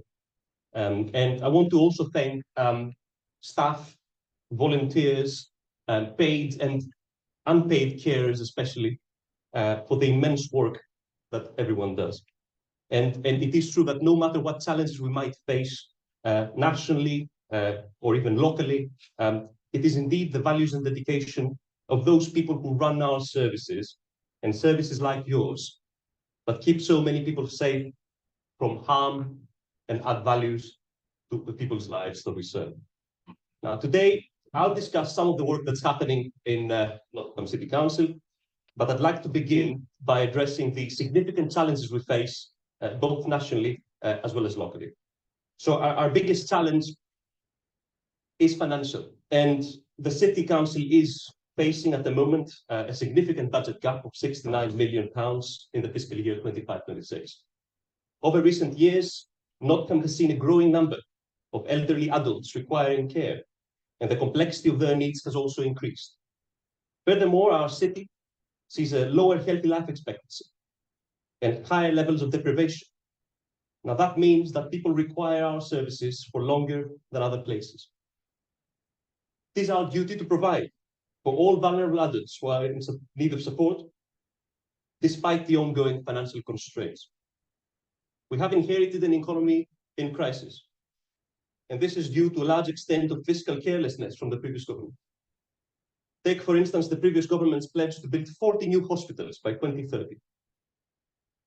They allocated a budget of 3.7 billion for this, yet later, studies revealed that the actual cost for addressing hospital maintenance alone exceeds 10 billion. They gave 3.7, we needed more than 10. That's where we are. Now, our government will review the new hospital scheme to understand better how much funding is required, how long the work should take, and the aim will be to deliver the well-needed maintenance and improvements to our health infrastructure. Now, this country needs to move away from past short-sighted populism. We cannot afford to play fast and loose with public finances, and it is because of past government carelessness with the use of public money for more than a decade that our Chancellor had to announce difficult decisions. However, let me be clear.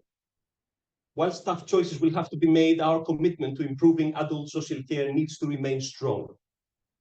During the election campaign, we emphasized the creation of a national care service and the importance of supporting the social care workforce throughout their careers. The recent Skills for Care report highlights the scale of the challenge we face, with projections indicating that an increase of 430,000 social care workers will be needed within the next decade. Therefore, growing the sector will be essential. And even though we have seen growth in care posts recently, nationally, 2.7% since 22-23, and increases in field posts, people actually in employment, since last year, an increase of 4.2%. All of that is all right, but we need more. There is clearly much work to be done on this front. Latest adult social care workforce strategy, published by Skills for Care, offers recommendations to attract, retain, and support the career development for social care workers. We need to ensure that recommendations are studied, and that we use them to inform government decision-making in the future. Now, in adult social care, we know that what we need is greater integration between council services and the NHS. We need to act on establishing a national care service and on finding ways to make care more affordable for everyone. This work to build the national care service is essential, and the Labour government needs to use its next 5 years to deliver on its ambitious vision. We will make sure we email them. We send them all sorts of information they need from the local level to make sure they implement good change. We must rectify the mistakes that were made in the past, stabilize our national economy, and must begin implementing meaningful change for the benefit of our communities. Now, I'm in contact with the minister, and I continue to make the case for the need of social care reform and the funding formula, of course, for local authorities in terms of how much money is given to the local level must be increased. Currently, more money is raised through council tax in more rich areas where people have more expensive houses, rather than places like Nottingham, where we have a much bigger need, but our houses are only band-aid houses. So in many ways, fixing social care can also fix local government finances. I will continue to advocate for social care reform, whilst also recognizing the challenging economic situation we have inherited from the previous government. Extensive reform, unfortunately, cannot happen overnight. Now, in this context, I also think it's important to mention the government's commitment to limiting zero-hours contracts and intention to ban fire and rehire practices with the proposed employment rights bill. This government will continue working to ensure that our healthcare staff receive the pay and conditions they deserve for their invaluable contributions. Now, most NHS workers, but also police officers, teachers, civil servants, and members of the armed forces have been offered above inflation wage rises, ranging from 4.75% to 6%. Junior doctors who have staged a recent series of strikes over pay will get a 22.3% salary rise spread over 2 years.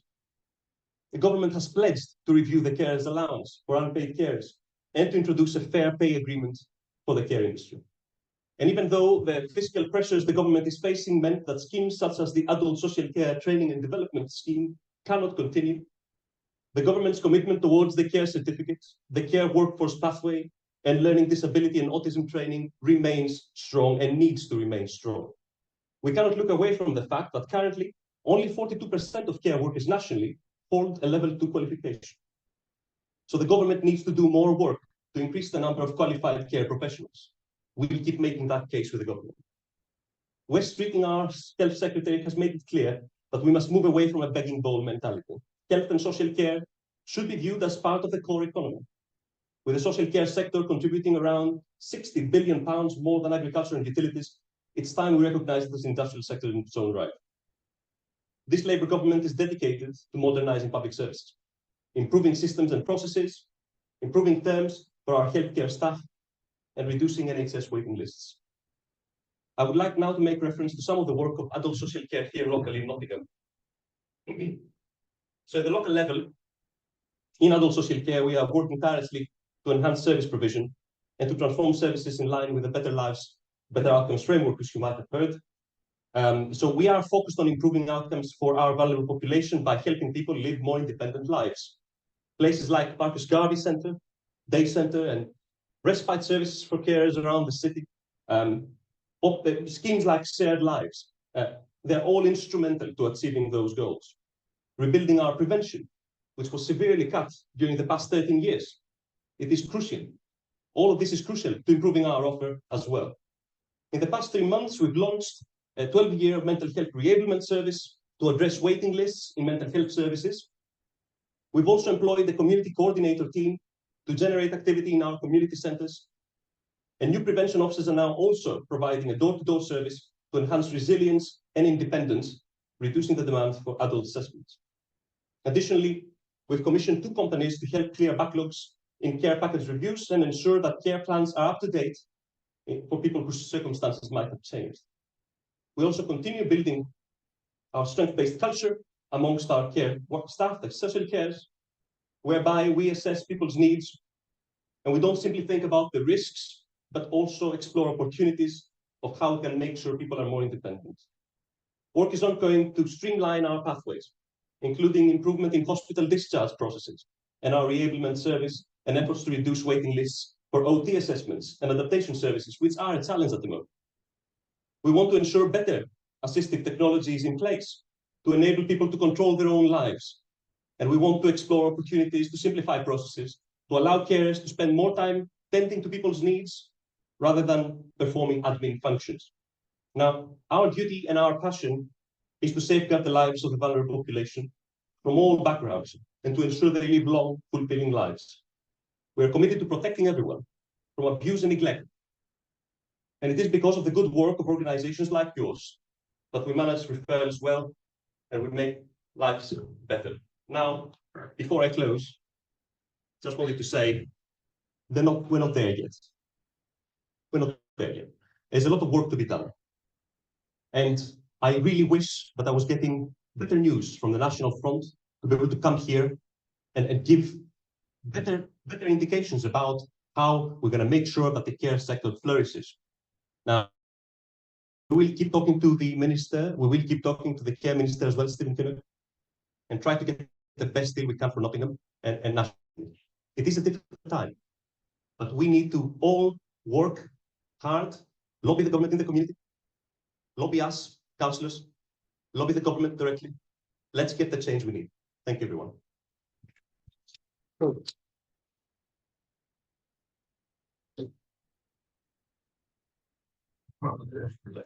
Yeah, so we just have a little question and answer period. If anyone's got any questions for the councillor. I live with my 89-year-old uncle, and I have done for 6 years. And when he first came from Preston to Nottingham, he had round-the-clock care, 24-hour care, because he can't feed himself, he can't toilet himself, he can't do anything, basically. And when Nottingham City Council announced that they had a deficit, they cut his care from 24 hours to 7 hours. I went away on holiday 3 weeks ago and I came back on Wednesday, and the first thing he said to me was, "I am so lonely." Because he's used to having people around him, and then all of a sudden, because the City Council will have no money, he doesn't see anybody. And he's very down. I'm expecting him to pass away within the next few months because of how low he is. And that's all to do with Nottingham City Council not having any money. What can you do to rectify that for it not happening to somebody else? So first of all, I'll take the details after this and I'll review the particular case myself. I'll be happy to look into that. Obviously, care reviews happen, and if people's conditions change, officers sometimes change the level of support. Now, in this particular case that you described, perhaps that was not the right thing to do. And I think we need to look at all of those cases and understand what is needed for people to thrive. Now, as you said, the council is faced with a difficult financial circumstance, and it has to manage its services within that envelope. It's a very difficult job to have, to be able to manage that. What we need to do is we need to come together and lobby the government for more support and funding for the local government to be able to deliver on those very important and crucial responsibilities. When answering your question, I think it's really important to talk about, as I said earlier on, integration with the NHS. Now, for all my life, I've been supporting the NHS and social care being integrated. Having a better connection is a way whereby the budgets can be managed better. You can't expect council tax to be able to pay for those big needs that we have in Nottingham. Now, I've given this example before, and I'll give it again. In Surrey, a 1% increase of council tax gives you £7.5 million. In Nottingham, a 1% increase of council tax gives you about 1.2 million. Now, our need in Nottingham is massive. The leads in Surrey, because of the way that the Care Act works, are less than ours. So people will not qualify to get support. So this is the problem we have. The formula, the way that social care works at the moment, needs to be reformed. And that's an urgent need. So I, as an executive member of a local council, I'm very much on the side of integration. And I will keep writing to the minister to make sure I get our parliamentary Labour Party to see the truth of how important it is to integrate those two. Improvement will happen, but we need to make sure we get the government on our side to make sure we get those changes. Thank you. Yeah, like you've just said, that we need to come together. What is the council doing? What is in place to get communities to come together? Because we know that we can want these things, but if there's something physically put in place and finance behind it, it doesn't happen. So when I made reference to the community coming together, I was very much talking about the idea of local organizations with people with lived experience, cancer treatment, other areas of care and health, and come together, send things to us, send things to the government, make sure that we let them understand the impact that this budget has on our local residents. We need to get that done. So that's what I meant, if I make that clear.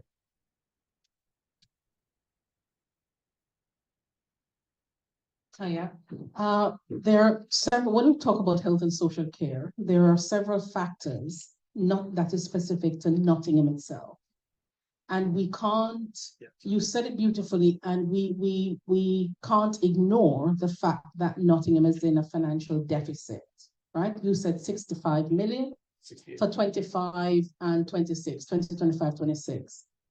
Specifically to social care, health and social care, what we know in this room is that the Black community is usually left behind. When you use this acronym BAME, you're not necessarily looking at what is happening specifically within the Black community because it's a broad spread. But our needs are very specific. Now, I am a healthcare provider, so I provide those services that you're talking about. Now, I am a new service provider, and what especially Nottingham City Council has in place is a tier system providing that service to Nottingham. Where you have the big conglomerates, they get your mass numbers of looking after our communities. They are sometimes not culturally appropriate, and their level of care, for me, my background is nursing, the level of care that the care workers provide for me is despicable, especially to our community. And so you have small carers who are trained healthcare professionals who have formulated and gone through to form their own businesses to provide the level of care that is necessary and economically viable to the council. And the council has made it very difficult for them to get the care for their community. Now, what I want every Black person in this room to know is that where you have a relative and you are relying on the council for care, you can say, we want to do direct payment. It means that we want to choose the companies that are coming in to look after our care relatives because it is culturally appropriate. So in terms of the council and where you're at now, my question to you is this: how do you, with the vast deficit that you have, with all the challenges you have in health and social care, and companies like myself are not getting the ability, not getting the door open to do that level of care, and a lot of companies, young companies who are really specific in what they deliver, are leaving Nottingham because Nottingham City Council is not giving them the packages of care? How do we address this for our specific community?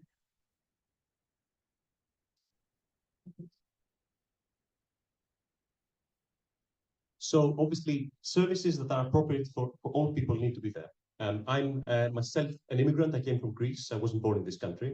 And I do understand, coming from an Orthodox tradition, whilst there is a Protestant tradition in this country mainly, that there are differences in the way that we think. So having somebody to care for us that is from the same background that we are from, that has the same culture, the same values, the same ideals that we hold or historically have, is really important. So obviously there are schemes out there that do help that. Like, for example, I mentioned Shared Lives. Shared Lives does offer that, and it's a national scheme.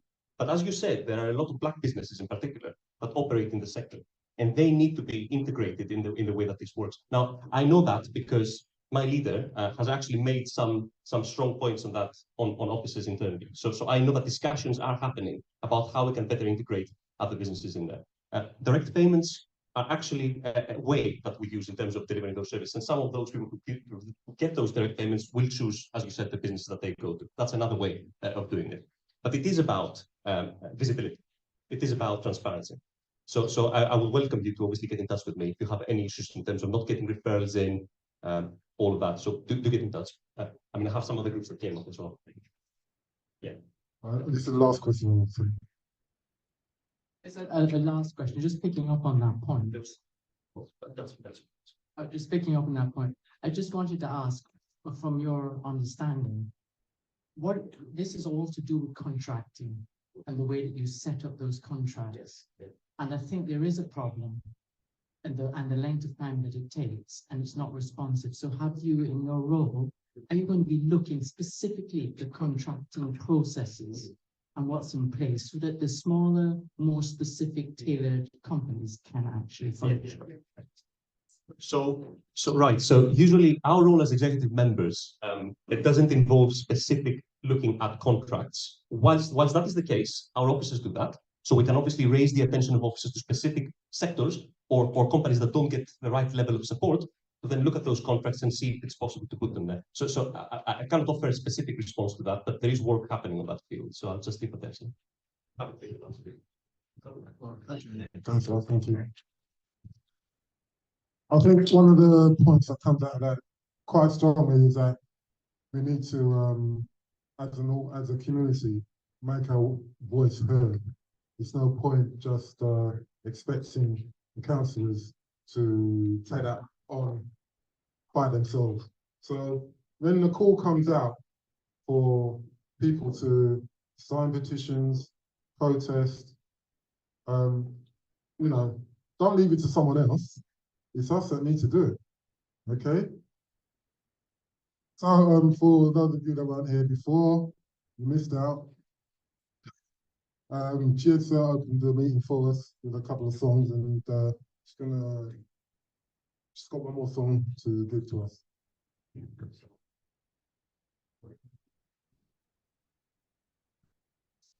Before I sing, I'm just gonna ask, how many of you know the song Three Little Birds? I'm gonna ask all of you to join me, clap your hands, sing with me, so we sing it together. Don't worry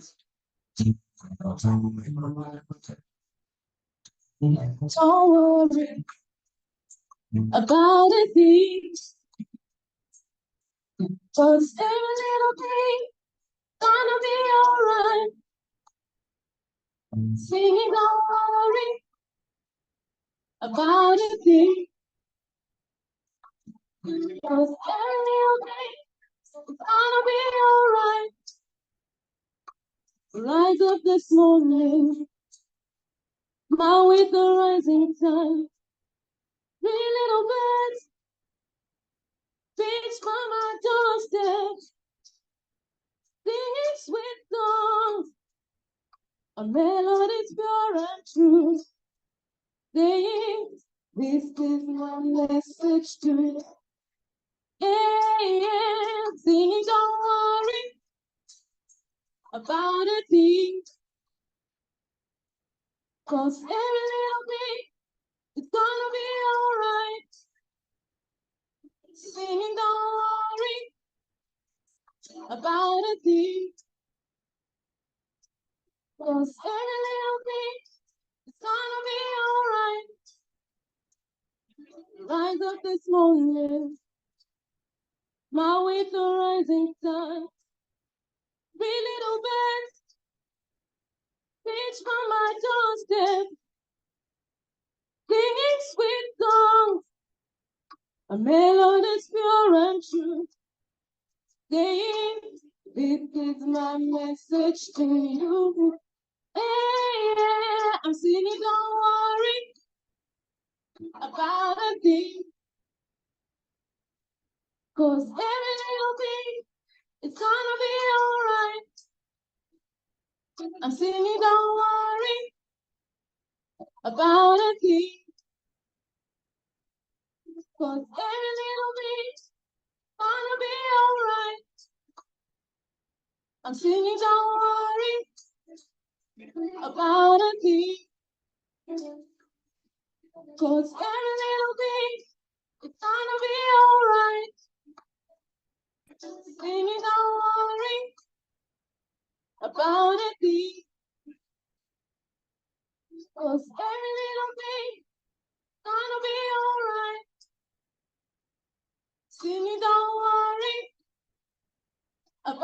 key. Just a little bit, it's gonna be alright. Thank you.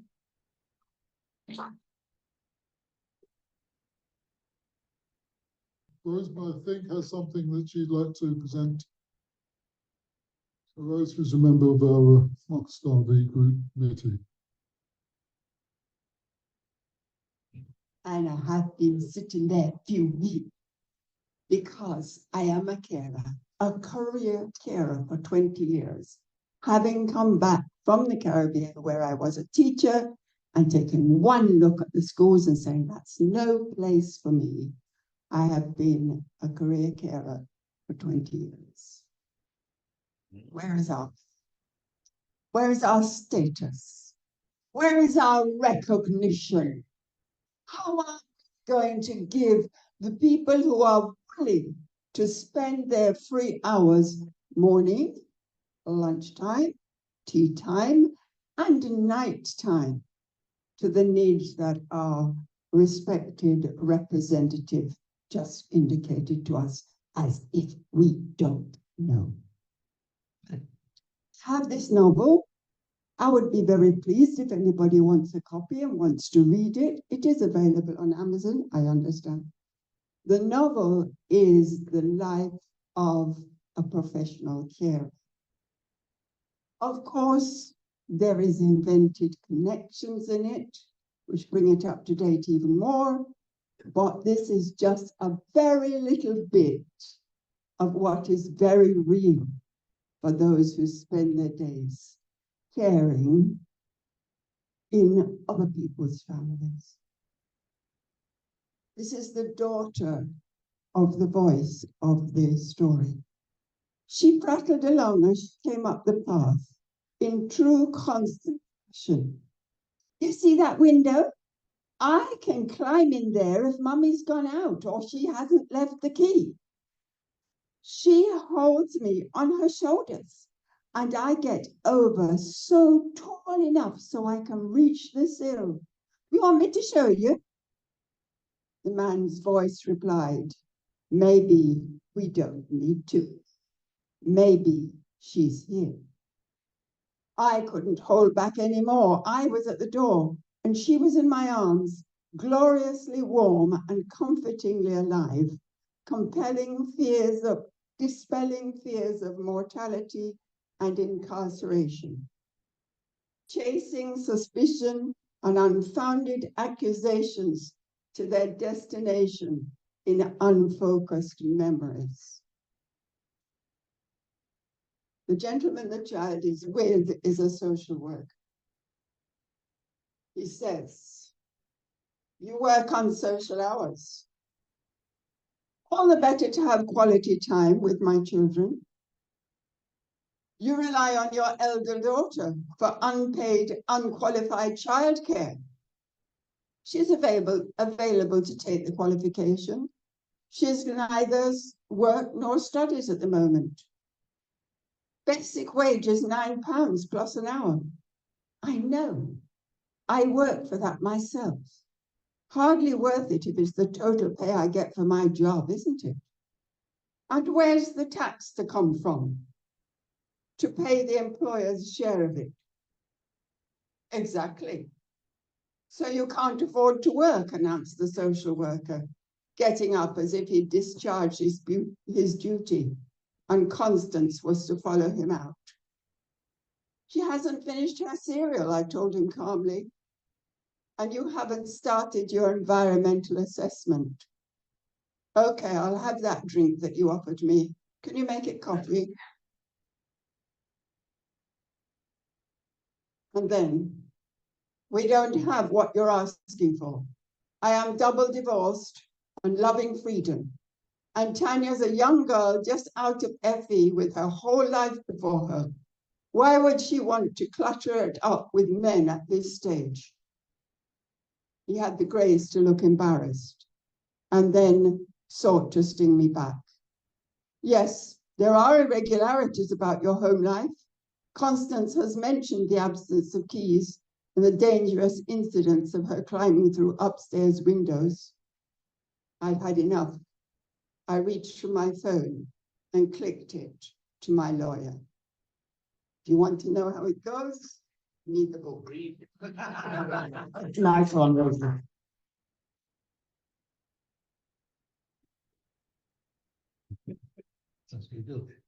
Okay, so there's the plug for Rosemary's book. What's the name of the book, Rosemary? Lights at Sea. So if you want to know how it goes, read the book. There you go. Okay, I'm going to do some stuff now. I've got one's a poem and the other's a song. The poem is really, in a sense, from the previous section, and this is something that I did 50 years ago now, I suppose. So it's a 50-year-old poem, but it seems appropriate. And it's called Black Woman. Oh, precious black woman, so dear to me, maker of my history, dearer than my life to me, all the eyes of which I see, all praise and love I give to thee. It is my duty to sing this love song to thy beauty. That one thing is clear to me, mother of humanity.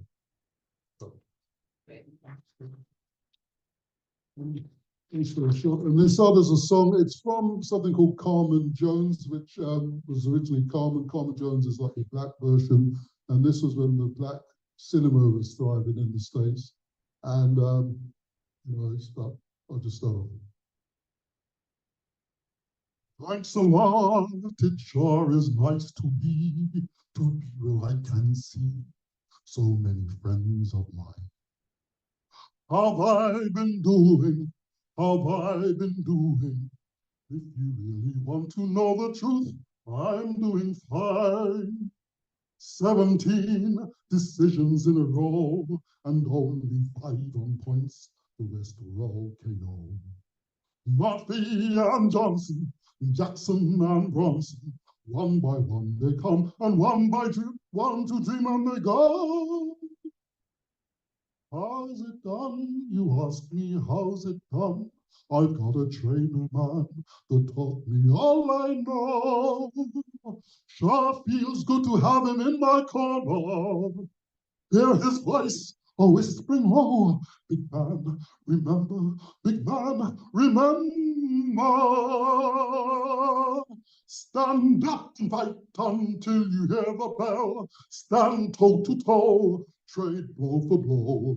Keep punching till you make your punches tell. Show that crowd what you know until you hear that bell, that final bell. Stand up and fight like hell. Stand up and fight. Stand up and fight. Stand and fight. Stand up and fight like hell.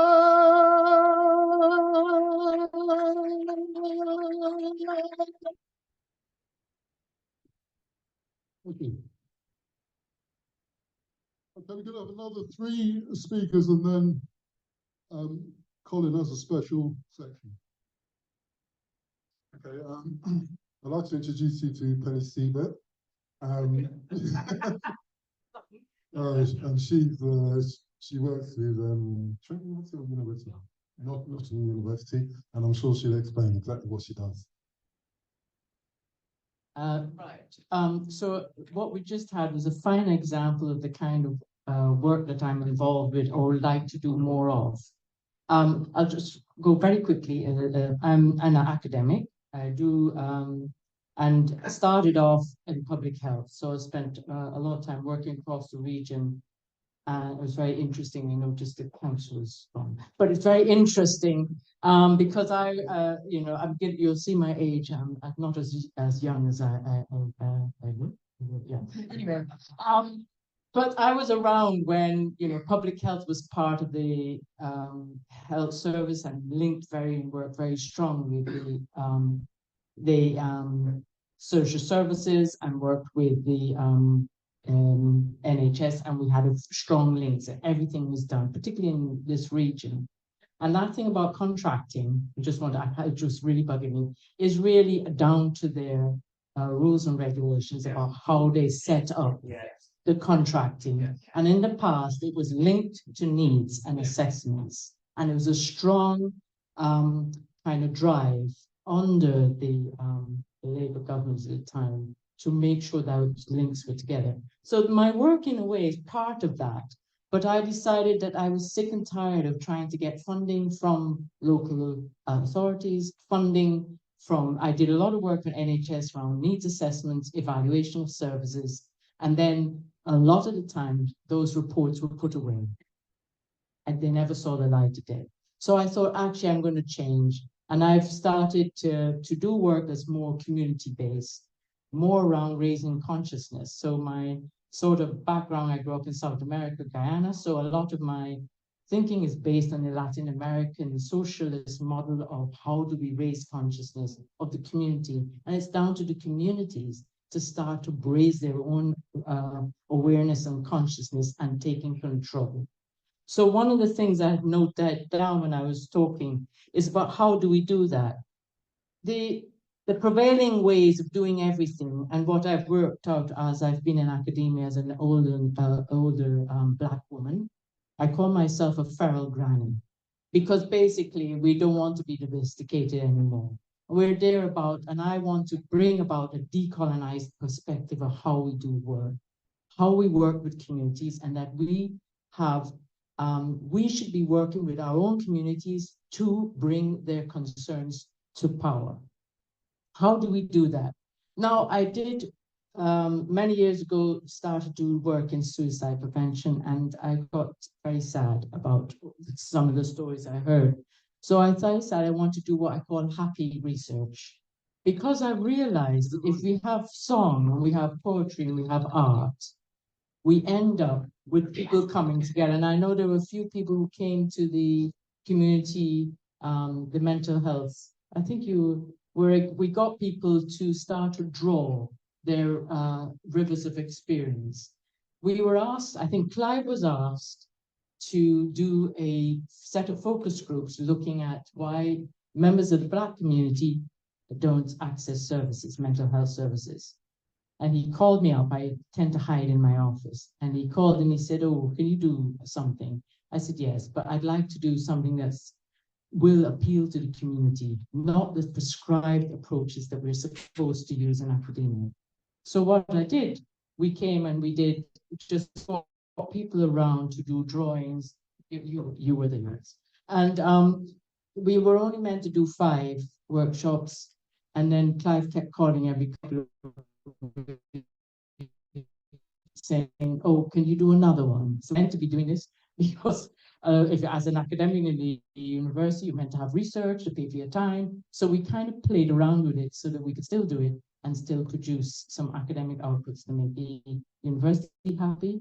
We also then promised that Clive would then have the material to be able to do talks about mental health and some of the issues that were facing the community. So he had an outcome as well. And from that, we started to work with the community and say, well, what else do you want? So we had a lovely meeting with and what I want is to work people and to be used as a way to support the kind of things you want to get done. How do we go for funding? How do we support? Where is around developing methodologies, writing grants, and doing the funding so that we can actually start to say, how do we do that? Now, you won't be surprised to know that since COVID and the horror that was found that the Black members of the Black community are disadvantaged and so on, because it became impossible to ignore. So at the end of that period, there is this new, it's not new, it's new to academia, this idea that we need to do more work with the members of the Black community. So it is popular, and I have to say, sadly, stylish at the moment within the academic, you're nodding your head, you do know. It's sort of like, we want to see more research that's looking at the members of the Black community. We want more community-based projects that in ethnic and it goes on and on and on. But we have to be ready. Because I work in that 4th cycle. The 4th cycle. We're on the 4th cycle. Yes. So how do we maximize this opportunity? Because we got to be realistic, because this is the reality that we're living in. How do we use that? And how do we start to make sure that we are mobilizing the community in different areas. So the things I'm looking at is mental health, and I've had a call from the Nottingham City Partnership wanting to do a project similar to the mental health project and the dementia. We did a project as well looking at dementia using the same art-based methodologies. How they want to look at Black men's hypertension. So that's another project. I proposed to them how I would want to do it. I gave them the budget that we would need. And most of that is really what I wanted to do is work with communities for them to come up with the budget, come up with the plans, we put it together and we see what money we can get and we can start doing some of those projects. But as I said, a lot of it's driven by using what I call the traditions that come from our own histories, our own legacies, our own cultures. And I was just saying to you that I just had a PhD student has just finished her thesis looking at suicide in Guyana from a Guyanese perspective. And the external examiner said it was one of the first. This is, this is a seasoned academic. And it's very rare to have seen a PhD report that was so much part of the community from when it was being done in. So it was very much a perspective from those people from Guyana talking about all the issues, everything to do with suicide, to do with mental health, to do with living. So finally, the last thing that the ladies, the fine ladies of the community, one of them, came up with was that we wanted to do more around nature and connecting with nature, around connecting with nature, looking at growing, looking at the importance of plants and being, I can see. And so we had an initial project where I was wanting to get members of the Portuguese-speaking communities, which is in the Marcus Garvey Centre and the Day Centre. So we had an event where we got the two groups together and it was wonderful. And it kind of sparked this idea that we would want to do another project. My vision for the Marcus Garvey Centre is to make it the real hub. And one of the things we would love to do is to say, well, how can we make that become a nature, a place? There's space there for us to grow, for us to start to explore how we can use that centre to become the real hub. Because I've been in Nottingham now for over 30 years, and that's still there, a place that I visit and I go and see and I work with the community there. One last thing. One resource that we have at Nottingham Trent, the public health, Masters in Public Health, have students who need placements with organizations. So you get a student for 3 months at master's level who can do a master's level project.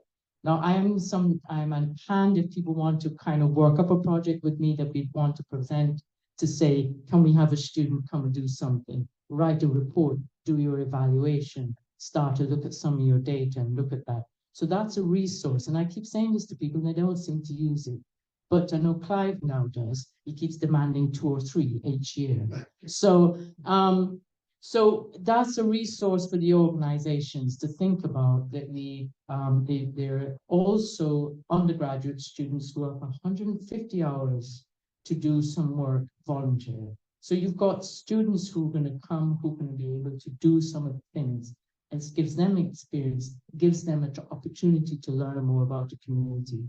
And I think that's something I'd say, please get in touch with me if you want students. Thank you, Penny. And Penny's just come back from holiday in Caribbean, isn't it? No? This little story I was going to tell you. We just traveled around Spain, and I said to Clive, what was really interesting, we were traveling across the Pyrenees and all the small rural villages. And with my lens of healthy aging and looking at how different communities work and operate, we went to a restaurant in this tiny little village, and half the restaurant had reserved on the tables. And I said, oh gosh, are you expecting a big party? They said, yes, every day between lunch and dinner, the members of the community come and they have a small beer and a tapas every single day. And then we turn around and everybody of different age groups, slowly, everyone a little walking sticks and helping, everyone turned up and they did that every day. And I thought, wow. And we kept seeing more and more examples of this in all the different villages and communities that we drove into. And it did make me wonder, what are we not doing here? Why are we not? How is this happening in other parts, in other communities? It was everywhere we went. So I think this is something we need to think about. How do we do it? That just come back from Canada. They do it differently than how we do it here. Remember, I said to you, I've got lots to tell you, because they do, how they look after their elderly, it's not how we look after our elderly. We're backwards compared to them. They're just us, there's us. Sorry to hold you up. Penelope, while you were up there talking, I remembered that you spoke at the University of Nottingham. There's something called the Interdisciplinary Partnership on Health Inequalities and Race. Yes. And you spoke there. Do you see any scope in having a collaborative effort so that when you're doing all the community engagement of the students, we can find a way to feed some of that research into this new movement, which has been set up by University of Nottingham, University of Derby and Trent? Yes, I'm sure. I have proposed some projects with them, and I think it's something that, yes, you know, there's the universities, Nottingham University's partnership, where there's this group of partners and researchers working together with communities. I tend to do more community-based kind of approaches. I try to avoid being part of these big kind of structures, but yes. The Nottingham University. Okay. As I was saying, 40 pound now, because I've done one of those as well. Yeah, at City Hospital for the elders. And what happened then, it get lost. Continuity with all that's been found, it's got to be fed back in. Not the project is done, that's it. And another 3 years to start it again. Thank you very much. Thank you for your comment. I'd like to introduce you to Gary Freeman, who is one of the committee members of the SOS 24 group, protest group, which was established as a result of the council announcing cutting services in Nottingham last year. So, thank you very much. The reason I'm not using the microphone is to see it's a big piece of paper and I can't put them behind each other holding the microphone. So you've got 5 minutes. 5 minutes. 10 minutes. I can either speak unbelievably quickly or miss lots out. So firstly, I'm a member of Nottingham State Services steering group, Auvil, Jean and other members of the campaign have been sat in for a bit. Thank you very much for inviting us. And firstly, thank you, Colin, for writing to me. I first met Colin, properly met him when we were actually at a consultation meeting last December about the council cuts, which Colin has already mentioned. And we leafed it together around the meadows for our very successful meeting, which had over 100 people at some months ago. This year's budget has £32 million worth of cuts within it. I can't go into a lot of detail, but what is coming out today is the issue of race inequality and this issue of class inequality. That was shown by COVID, wasn't it? Class and race inequality. And Grenfell and this latest report showing the complete indifference of the authorities to the plight of black and working class people and the dishonesty. The report says dishonesty. In other words, crime against people in the pursuit of profit. Been some powerful speeches today, and I can't comment on them to say how good they were, which they obviously were. We're not trading. The campaign was established towards the end of last year, beginning of this year, by the Trades Union Council, which covers the trade unions of Nottingham. Jean at the back is the president of that. And by Jean's Unison branch, the Unison branch at the Nottingham City Council. And as part of that campaign, we have hundreds of members. The affiliation also, Jean's in Unison, Unite at the council, the GMB at the council, the Musicians Union, and Equity, the Performers Union as well. And what is clear is the council's budget is destroying the fabric of the city. I'd just like to read, this is one page of the council's budget paper, or the consultation paper for the cuts, one page. There's dozens and dozens of pages. Reduction in employment, educational, training, prevention budget. Cease all grants to lunch clubs. Close the Oaks and Cherry Trees residential care homes. Then lives will be lost. That is a fact. Evidence shows you close an adult residential care home, people die. Close College Park Activity Centre, used by young schools. Cease chronically sick and disabled persons telephone service. Reduction of community protection and residential development service areas. Review of community centres, that's ceasing all grants. And in the latest papers, or papers for this meeting, or the previous minutes, they want to end the subsidies as well, which I'll refer to if I get time. Cease to deliver an in-house pest control service. Cease contributions to the cultural sector and review community centres. One page of the budget. With the libraries, libraries aren't just about books, music, film, all important, of course. And it's not just about IT, extremely important. People can learn, but also make claims. All important. They're places for the community. The Knit and Natter at Baseford Community Centre, sorry, that's a community centre. I'll come back to that. The libraries, yes, at Baseford, the Knit and Natter group.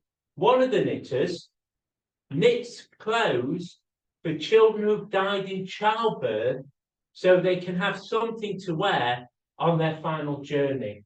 Another two knit for an organisation called Save an Orphan UK, and it sends clothes to areas of war and disaster, not many disasters I imagine because of the difficulties, to have clothes for orphans.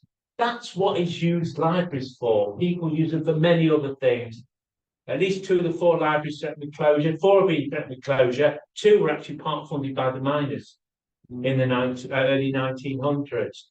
Southglade Library, and I was at the Knit and Natter yesterday, I think it was. One woman said, "My husband's disabled, there's carers. This is my lifeline, this Knit and Natter. But the cutting of hours at Southglade from 35 hours to 12, in reality, the beginning of the closure of the library, means I can't go. So I'm not free. I haven't got carers at the new times it will be. And 31 jobs to go. There's 554 jobs proposed to be cut by the council this financial year, on top of 1,200 plus that have gone since 2010. Now, I haven't got time. I'm running down time already. I appreciate that. Colin's certainly bigger than me. The community centres, when they say end of grants, the community centres will have to find the money. When they say cease subsidies, what they mean is charge community centres commercial rates. So the hub is closed in Snowdon. Mapping Community Centre is closed already, all since the budget. The place in Sherwood has a rent of £10 a year. They've sent the council said your rent's now 20,000. Now that's in dispute, and at the moment they haven't been able to implement it. So they've sent them a council tax, well, it's business rates, because they've rebadged them as commercial, £9,000, which they haven't got.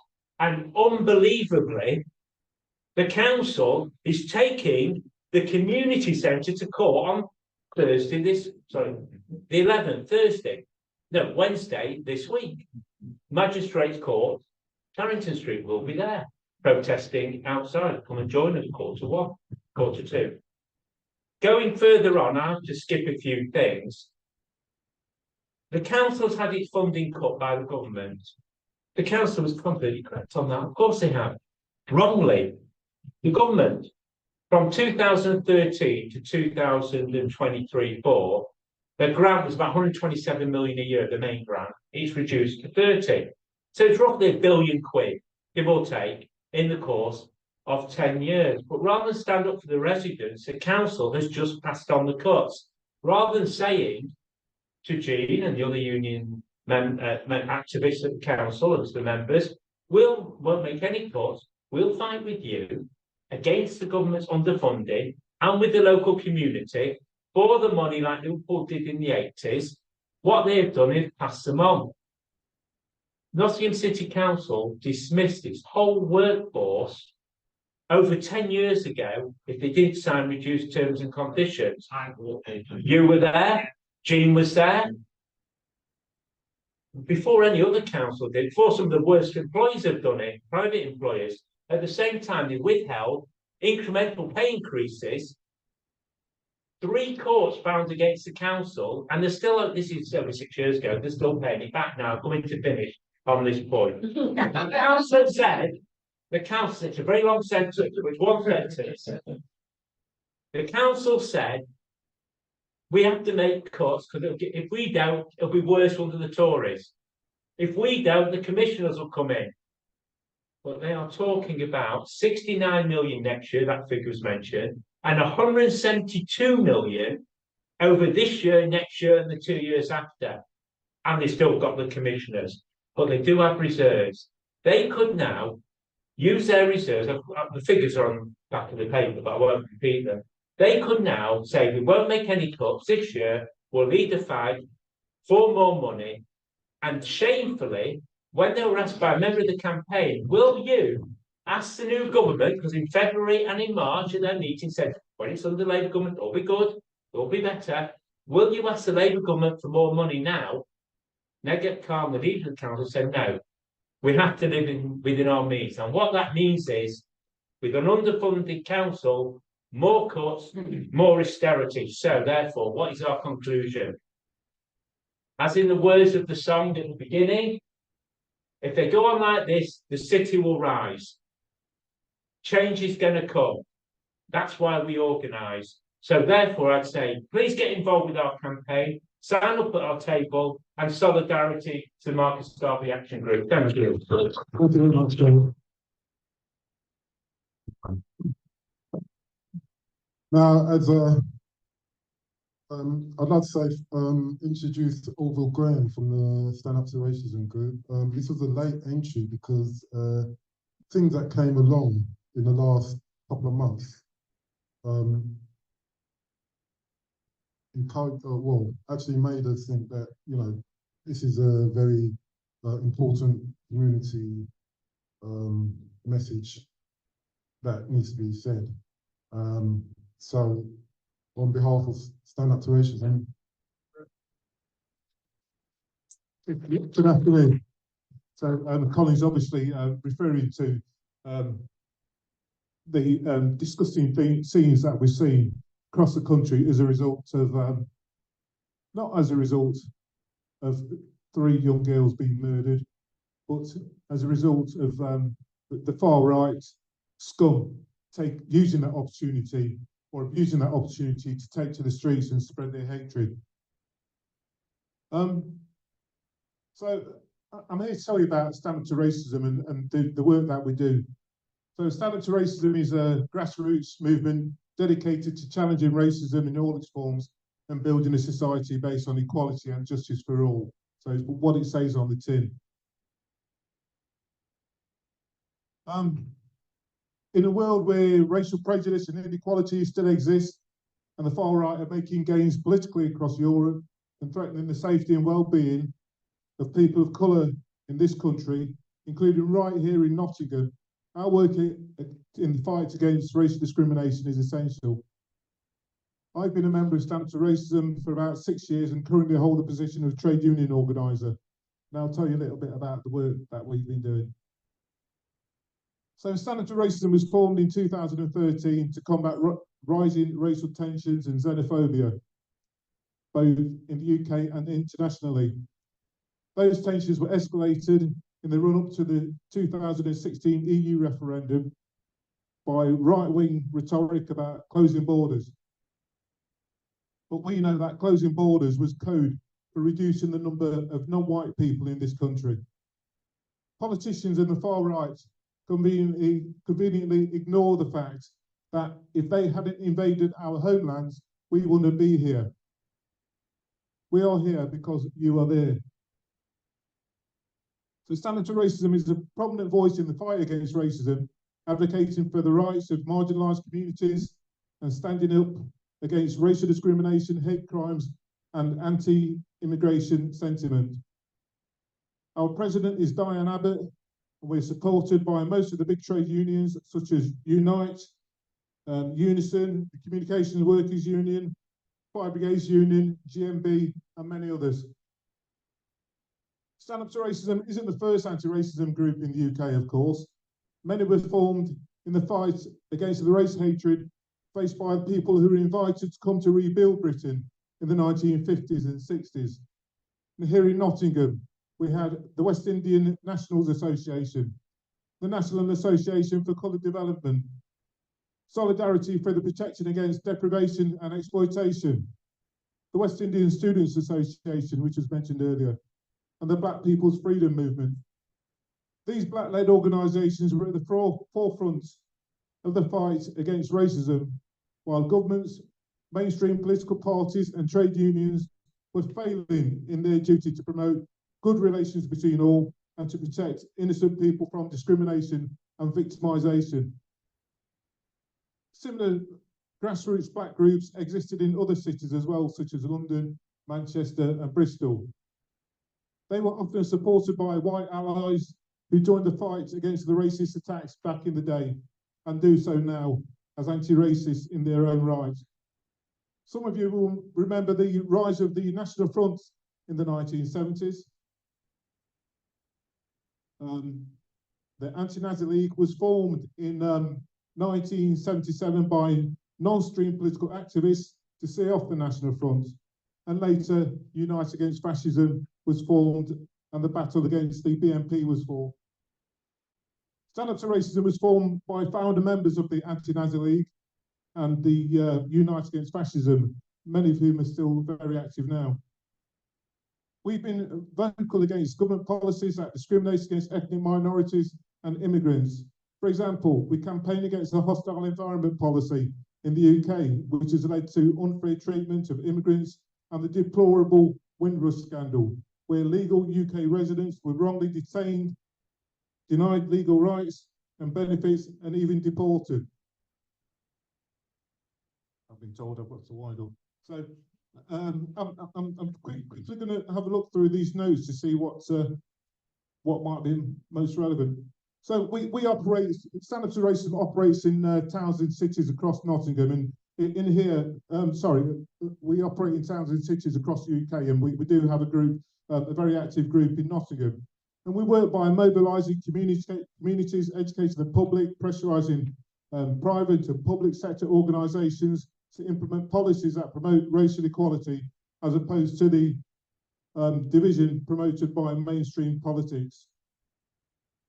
In Nottingham, we meet monthly at a room in Nottingham Trent University, although our last meeting was at ACNA. It was an extremely well-attended meeting, and we're exploring other venues in the community.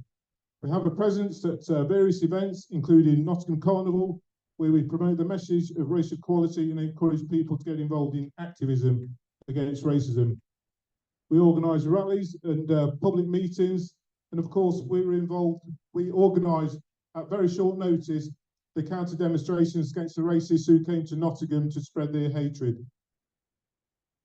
In solidarity with the Black Lives Matter movement, Stand Up to Racism organised protests against the country, across the country, to highlight racial injustice and police brutality. We were involved in organising the rally on the forest that was attended by about 4,000 people. We've taken the knee at various places across Nottingham to show our opposition to racism and to resist racist attacks, whether they're committed by the police or anybody else. So I'll just tell you, I'll just finish off now by telling you about what we're going to be involved in the next few weeks, you know, as a sort of way of telling you how active we are. So in the next few weeks, we have a stall at tomorrow's Green Festival at the Arboretum. Next Friday, we'll be at the Rock Against Racism event at the Carousel in Hockley. That's an event to mark what would have been Stephen Lawrence's 50th birthday if he hadn't been murdered in a racist attack in 1993. We'll have a stall at Bulwell Market next Saturday, and we have our monthly meeting on the 17th of September, and we'll also be travelling to Birmingham on the 20th to protest at Farage's Reform UK annual conference. If anybody would like to be more involved with Stand Up to Racism, please see me afterwards, and I'll take your email address and add you to the mailing list. Thanks for listening.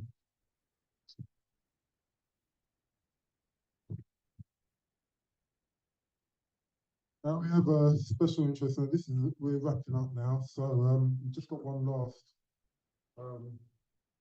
item, and I will be calling on Monica. Take a seat. Yeah. Are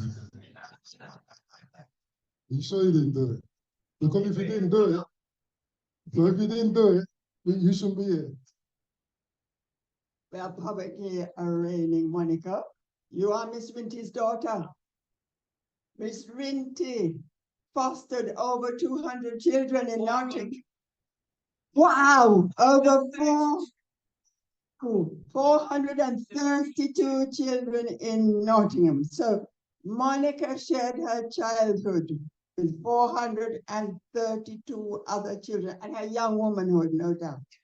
Now, since Miss Rinty regrettably passed on, Monica is a worldwide traveler. Africa, Trinidad and Tobago, USA, Jamaica naturally, Canada, any more advanced for now? Sheffield, we will call you. How about Nottingham? All right. Now, she is both hands-on as a carer, and also she has a history of being an administrator with the City Council. Retirement, therefore, has liberated her, and she serves her community ceaselessly.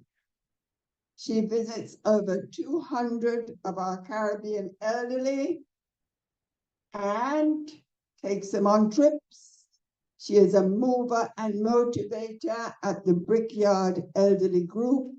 She keeps in contact with Acne Center and is a nominated liaison advisor for returning residents to Jamaica. Let us hear it from Monica.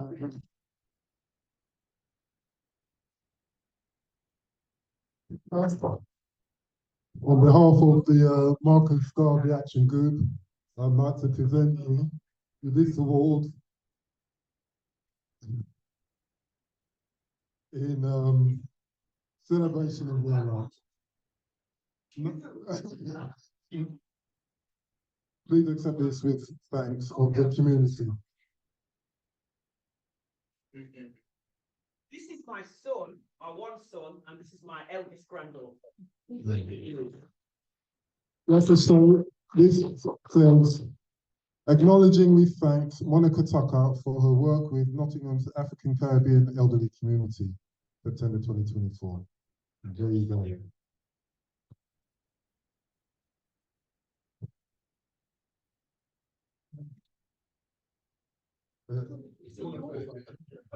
So, I said I'd get nothing, but the guy said you must do. Listen, Monica is a trooper. Anybody that knows Monica for who she is and what she doesn't mess about with the language, tells it like it is. A lot of people don't even like Monica for who she is, but she is a solid, reliable, dependable rock in this city, okay? So we need more people like Monica that's not scared getting up and saying what needs to be said. We're a community where we seem to sort of want somebody else to do it. And I think it's time for us to change that attitude. Okay, there's many amongst us here today and in the wider community that have the ability to make the change. And there's a few examples of those here today. We just need to be more community-based. It says here on our little banner, unity in the community. We talk about it. Let's, guys, into 2025, let's deliver it. Okay, on behalf of the group and myself personally, money well spent.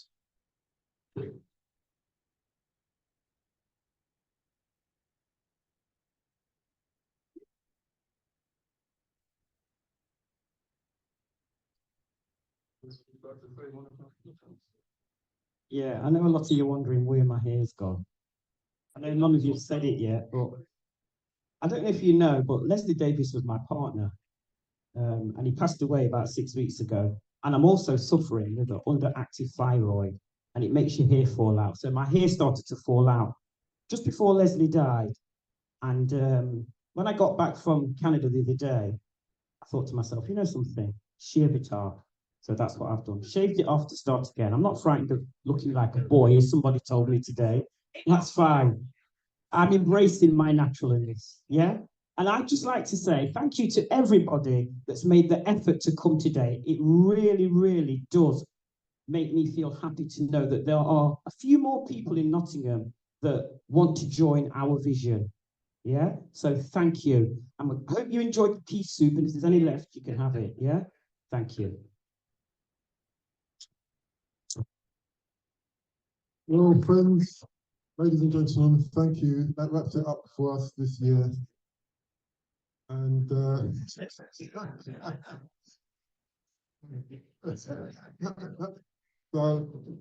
we hope to see you in the future. Look out for our circulars and notifications. Thank you for being with us. Those who spoke, thank you very much for spending the time with us. Okay, thank you. Goodbye.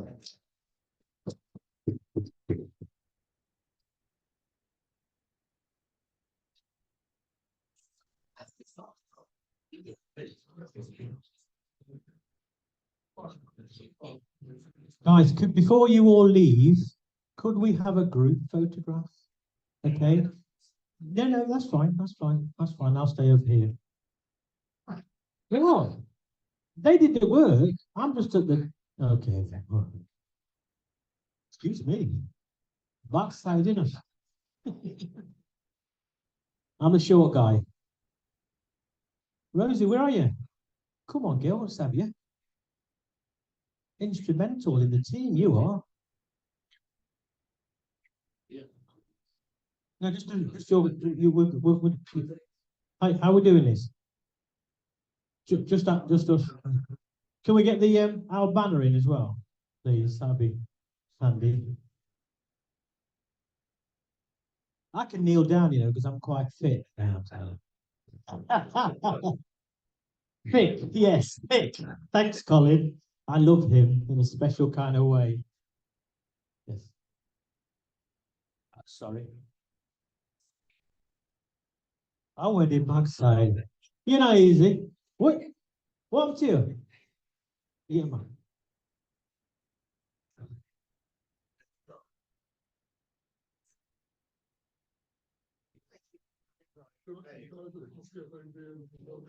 Yeah. All the rest of you guys that have spoken today and what have you.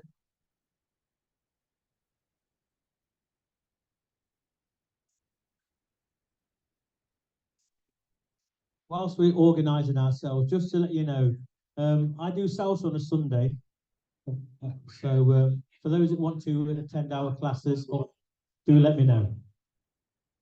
Hold on, guys. Red Hill. I'll give you the details.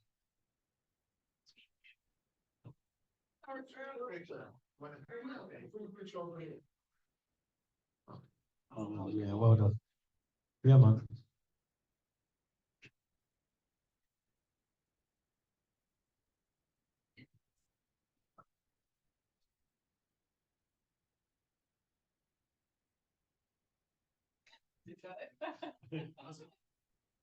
You can use the camera. Is it your camera? It is your phone, isn't it?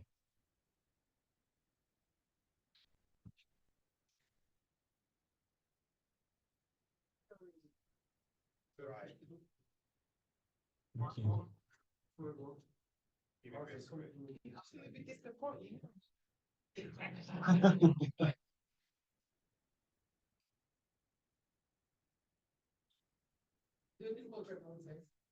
it the other way.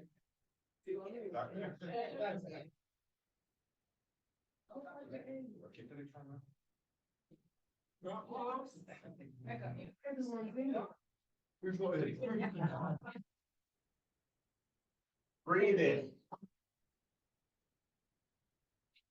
Pinch it. Yeah.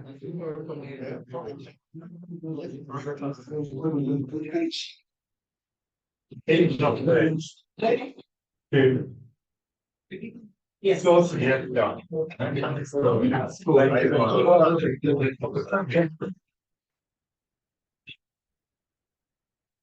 So hold on, stay on everybody know. Yes, I do. Yeah, can JJ, can you take a photograph of him, please? Everybody that's been here, including granddaughter, let's have you up front here. JJ will take a photograph.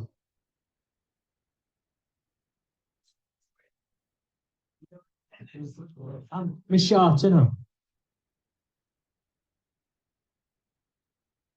Auntie, come on. Come on. Come, sit down.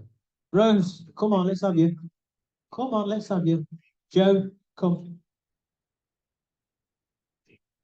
Auvil, come on. It's all be here. Lovely. There you go. So who's are we good? Yeah. We all in? Might stand if you probably go back a little bit more, JJ, might help. Are we all ready for this photograph? Everybody say salsa.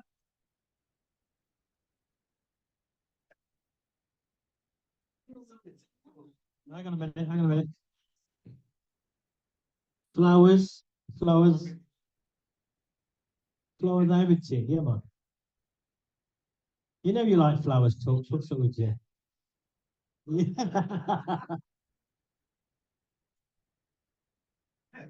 Yeah, roses. All right.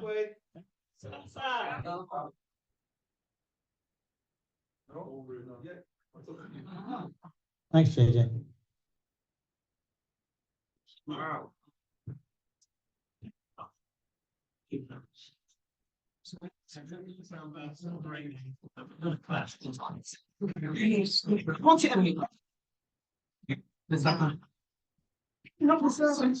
Here.